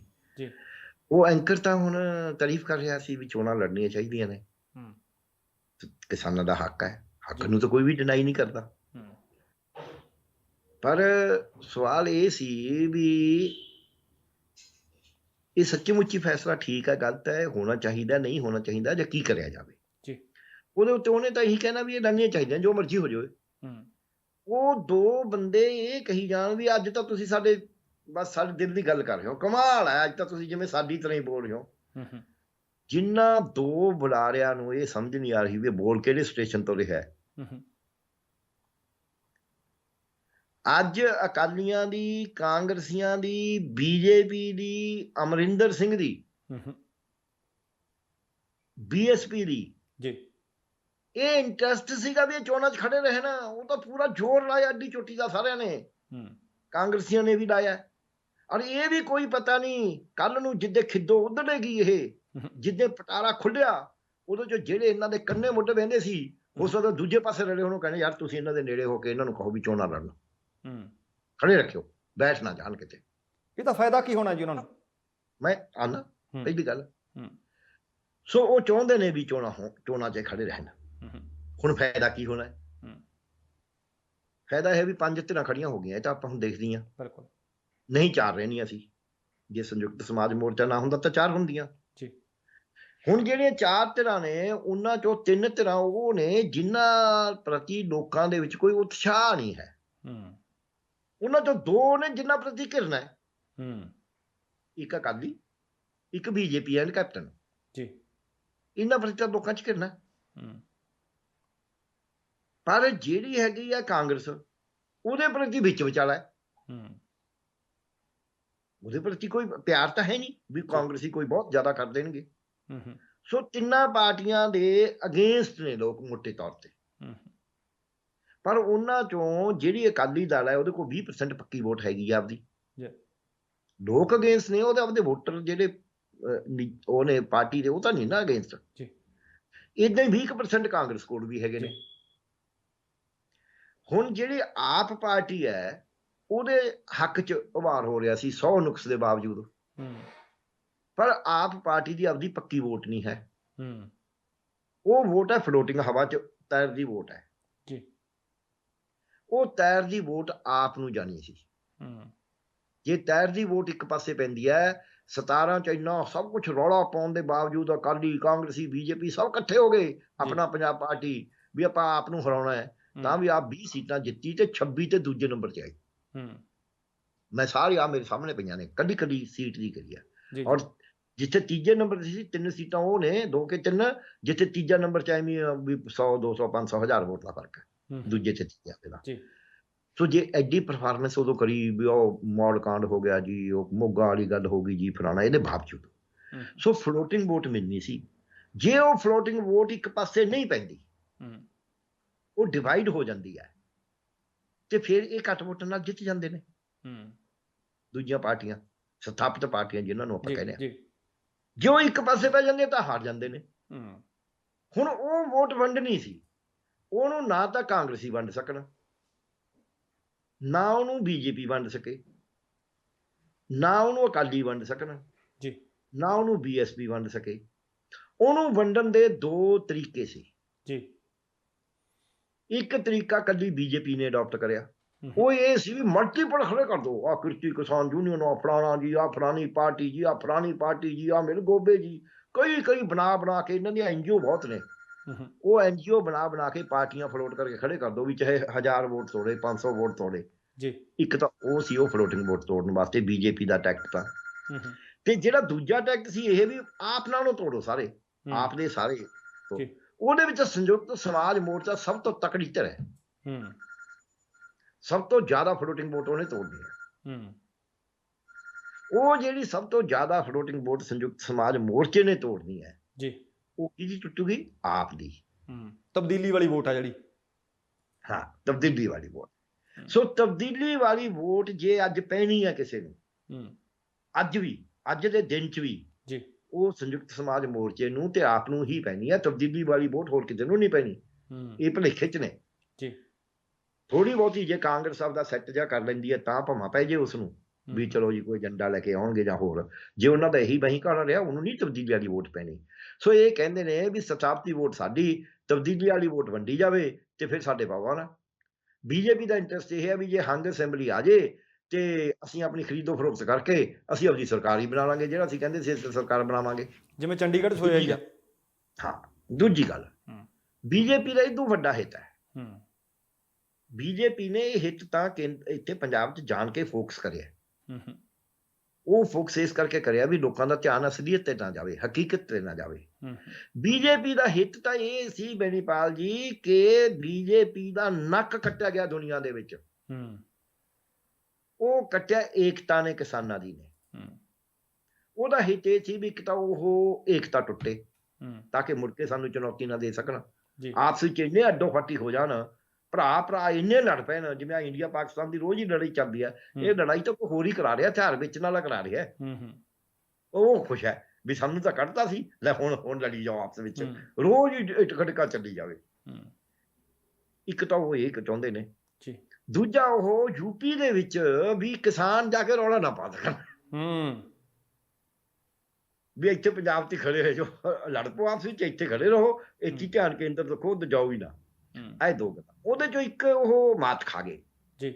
ਮੈਂ ਕਹਾਂਗਾ ਕਿਸਾਨ ਸੰਯੁਕਤ ਕਿਸਾਨ ਮੋਰਚੇ ਨੇ ਉਹਨੂੰ ਮਾਤ ਦਿੱਤੀ ਇੱਕ ਤਰੀਕੇ ਨਾਲ, ਕੁਛ ਹੱਦ ਤੱਕ। ਉਹ ਕਿਵੇਂ? ਈਵਨ ਸੰਯੁਕਤ ਸਮਾਜ ਮੋਰਚੇ ਦੇ ਜਿਹੜੇ ਐਡਵਾਈਜ਼ਰ ਵਗੈਰਾ ਨੇ, ਉਹਨਾਂ ਨੇ ਵੀ ਉਹ ਇੱਕ ਮਾਤ ਦਿੱਤੀ ਹੈ। ਉਹੀ ਮੇਰੇ ਵਾਸਤੇ ਆਸ ਦੀ ਕਿਰਨ ਹੈ। ਉਹ ਸੰਯੁਕਤ ਕਿਸਾਨ ਮੋਰਚੇ ਨੇ ਕਿਹਾ ਕਿ ਅਸੀਂ ਤਾਂ 4 ਮਹੀਨੇ ਇਹਨਾਂ ਨੂੰ ਸਸਪੈਂਡ ਕਰਿਆ ਤੇ ਦੁਬਾਰਾ ਰਿਵਿਊ ਕਰਾਂਗੇ। टिकैत साहब ने पूछा, कहना कोई नहीं, छुट्टी पे गए हैं, कोई मसूरी जा सकता है, कोई कुछ कर सकता है, हम उसके पीछे थोड़ा जाएंगे। दूजा, उन्होंने कहा ही नहीं भी ਅਸੀਂ ਬੀਜੇਪੀ ਨੂੰ ਜਿਤਾਵਾਂਗੇ, ਉਹਨਾਂ ਕਿਹਾ ਸਾਨੂੰ ਬੜੇ ਤੰਗ ਕਰਿਆ। ਟਿਕੈਤ ਸਾਹਿਬ ਦਾ ਰੋਜ਼ ਹੀ ਬਿਆਨ ਹੁੰਦਾ ਯੂਪੀ 'ਚ। ਇਹ ਤਾਂ ਹੋ ਗਿਆ ਸੰਯੁਕਤ ਕਿਸਾਨ ਮੋਰਚੇ ਨੇ, ਤੇ ਨਾਲ ਹੀ ਉਹਨਾਂ ਨੇ ਉਹ ਹੁਣ 31 ਤਰੀਕ ਨੂੰ ਇਹਨਾਂ ਦੇ ਕੱਲ ਨੂੰ ਮੁਜ਼ਾਹਰੇ ਹੋਣੇ ਸਾਰੇ, ਉਹ ਕਾਰਡ ਵੀ ਦੇਖੀ ਹੈ ਤੇ ਬੁਰਾ ਭਲਾ ਨਹੀਂ ਕਿਹਾ। ਸੰਯੁਕਤ ਕਿਸਾਨ ਮੋਰਚੇ ਨੇ ਸੰਯੁਕਤ ਸਮਾਜ ਮੋਰਚੇ ਦੇ ਪ੍ਰਤੀ ਕੋਈ ਮਾੜੇ ਲਫ਼ਜ਼ ਵਰਤੇ ਨਹੀਂ। ਆਪਦੇ ਸਰੀਰ ਤੇ ਝੱਲ ਲਈ ਵੀ ਕੋਈ ਨਹੀਂ, ਸਾਨੂੰ ਰੋਕ ਕੇ ਹੀ ਜਾਣਗੇ, ਇਹਨਾਂ ਨੂੰ ਮਾੜਾ ਨਹੀਂ ਕਿਹਾ ਜੀ। ਦੂਜਾ, ਸੰਯੁਕਤ ਸਮਾਜ ਮੋਰਚੇ ਦੇ ਬੁਲਾਰੇ ਨੇ, ਮੈਂ ਆਪ ਸੁਣਿਆ, ਕਹਿੰਦੇ ਹੋਏ ਸੁਣਿਆ, ਜਦ ਉਹਨੂੰ ਪੁੱਛਿਆ ਗਿਆ ਵੀ ਫਿਰ ਯੂਪੀ 'ਚ ਇਹਦਾ ਮਤਲਬ ਤੁਸੀਂ ਤਾਂ ਯੂਪੀ ਦੀ ਚੋਣ ਦੇ ਵਿੱਚ ਤਾਂ ਕੁਛ ਰੋਲ ਹੀ ਨਹੀਂ ਪਲੇ ਕਰ ਸਕਦੇ, ਉਹਨੇ ਬਾਬਰ ਕੇ ਕਹਿੰਦਾ, ਕੌਣ ਕਹਿੰਦਾ ਨਹੀਂ ਕਰ ਸਕਦਾ, 20 ਤਰੀਕ ਤੋਂ ਬਾਅਦ ਦੇਖਿਓ, ਕਹਿੰਦਾ ਉੱਥੇ ਜਾਵਾਂਗੇ, ਕਰਾਂਗੇ, ਉੱਥੇ ਜਾਵਾਂਗੇ। ਉਹ ਮੈਨੂੰ ਇੱਕ ਆਸ ਦੀ ਕਰਨ ਲੱਗੀ ਆ ਵੀ ਯਾਰ ਜੇ ਉਹਨਾਂ ਦਾ ਬੁਲਾਰਾ ਇੰਨਾ ਤਕੜਾ ਹੋ ਕੇ ਬੋਲਦਾ ਹੈ ਵੀ ਕੋਈ ਗੱਲ ਨਹੀਂ, ਇੱਥੇ 20 ਤਰੀਕ ਨੂੰ ਖਤਮ ਹੋ ਜਾਣਾ ਦੰਗਲ, ਉੱਥੇ ਜਾਵਾਂਗੇ ਫਿਰ। ਇਹ ਮੈਨੂੰ ਦੋ ਗੱਲਾਂ 'ਚ ਉਮੀਦ ਬਹੁਤ ਜ਼ਿਆਦਾ ਵੱਧਦੀ ਹੈ, ਐਵੇਂ ਕਹਿ ਲਾ। ਬਿਲਕੁਲ, ਦੁਨੀਆ ਉਮੀਦ ਤੇ ਟਿਕੀ ਹੋਈ ਹੈ। ਡਾਕਟਰ ਸਾਹਿਬ, ਬਹੁਤ ਵਿਸਥਾਰ ਦੇ ਨਾਲ ਅੱਜ ਦੀ ਆਪਾਂ ਇਹ ਗੱਲਬਾਤ ਕੀਤੀ ਹੈ ਕਿ ਸੰਯੁਕਤ ਸਮਾਜ ਮੋਰਚੇ ਦੇ ਖਿਲਾਫ ਕੌਣ ਭੁਗਤ ਰਿਹਾ ਹੈ, ਕਿਹਦੇ ਹਿੱਤ ਨੇ, ਤੇ ਪੰਜਾਬ ਸਰਕਾਰ ਦੇ ਵਿੱਚ 2 ਮੰਤਰੀ 5 ਸਾਲਾਂ ਵਿੱਚ ਰਹੇ, ਉਹਨਾਂ ਨੇ ਜੋ ਕੁਝ ਕਰਨਾ ਸੀ ਕਿਉਂ ਨਾ ਕੀਤਾ, ਤੇ ਭਾਜਪਾ ਦੇ ਕਿਹੜੇ ਵੱਡੇ ਹਿੱਤ ਤੇ ਕਿਹਨਾਂ ਨੂੰ ਮੁੱਖ ਰੱਖ ਕੇ ਉਹ ਪੰਜਾਬ ਦੇ ਉੱਤੇ ਟੇਕ ਲਗਾ ਕੇ ਬੈਠੇ ਹੈ। ਸੋ ਤੁਹਾਡਾ ਧੰਨਵਾਦ। ਆਉਣ ਵਾਲੇ ਫੇਰ ਕਿਸੇ ਦਿਨ ਤੁਹਾਡੇ ਨਾਲ ਇਸੇ ਤਰ੍ਹਾਂ ਗੱਲਬਾਤ ਕਰਾਂਗੇ। ਮਿਹਰਬਾਨੀ। ਸਤਿ ਸ਼੍ਰੀ ਅਕਾਲ ਜੀ। ਸਤਿ ਸ਼੍ਰੀ ਅਕਾਲ ਜੀ, ਸ਼ੁਕਰੀਆ ਬਹੁਤ ਬਹੁਤ ਬੇਨਤੀ ਜੀ। ਦੋਸਤੋ, ਇਹ ਸਨ ਡਾਕਟਰ ਪਿਆਰੇ ਲਾਲ ਗਰਗ, ਜਿਨ੍ਹਾਂ ਨੇ ਆਪਣੇ ਇਸ ਪ੍ਰੋਗਰਾਮ ਚੋਣ ਦੰਗਲ ਦੇ ਵਿੱਚ ਵਿਸਥਾਰ ਦੇ ਨਾਲ ਗੱਲਬਾਤ ਕੀਤੀ ਹੈ ਕਿ ਕਿਹੜੇ ਮੁੱਦੇ ਸੀ, ਕਿਹੜੇ ਹੱਲ ਕੀਤੇ ਜਾਣ ਵਾਲੇ ਸਨ, ਕਿਹਨਾਂ ਨੂੰ ਕਿਉਂ ਜਾਣਬੁੱਝ ਕੇ ਅੱਖੋਂ ਪਰੋਖੇ ਕੀਤਾ ਗਿਆ, ਇਗਨੋਰ ਕੀਤਾ ਗਿਆ, ਅਤੇ ਭਾਰਤੀ ਜਨਤਾ ਪਾਰਟੀ ਕੀ ਚਾਹੁੰਦੀ ਹੈ। ਉਮੀਦ ਕਰ ਰਹੇ ਹਾਂ ਕਿ ਤੁਹਾਨੂੰ ਇਹ ਤਰਕ, ਇਹ ਦਲੀਲਾਂ ਚੰਗੀਆਂ ਲੱਗੀਆਂ ਹੋਣਗੀਆਂ। ਜੇਕਰ ਪ੍ਰੋਗਰਾਮ ਚੰਗਾ ਲੱਗਿਆ, ਕਿਰਪਾ ਕਰਕੇ ਲਾਈਕ ਤੇ ਸ਼ੇਅਰ ਕਰ ਦਿਓ, ਤੇ ਕਮੈਂਟ ਬਾਕਸ ਦੇ ਵਿੱਚ ਕਮੈਂਟ ਜ਼ਰੂਰ ਕਰਿਓ ਤਾਂ ਕਿ ਉਹਨਾਂ ਨੂੰ ਆਧਾਰ ਬਣਾ ਕੇ ਆਉਣ ਵਾਲੇ ਪ੍ਰੋਗਰਾਮਾਂ ਦੇ ਵਿੱਚ ਤੁਹਾਡੇ ਸਵਾਲ ਡਾਕਟਰ ਸਾਹਿਬ ਤੋਂ ਪੁੱਛ ਲੈ ਜਾਣ। ਸੋ ਸਮਾਂ ਸਮਾਪਤ ਜਾਣ ਤੋਂ ਪਹਿਲਾਂ ਕਹਾਂਗਾ, ਜ਼ਿੰਦਗੀ ਜਿੰਦਾਦਲੀ ਦਾ ਨਾਮ ਹੈ। ਦਵਿੰਦਰ ਸਿੰਘ ਬੈਨੀਪਾਲ ਨੂੰ ਆਗਿਆ ਦਿਓ। ਸਤਿ ਸ਼੍ਰੀ ਅਕਾਲ ਤੇ ਰੱਬ ਰਾਖਾ।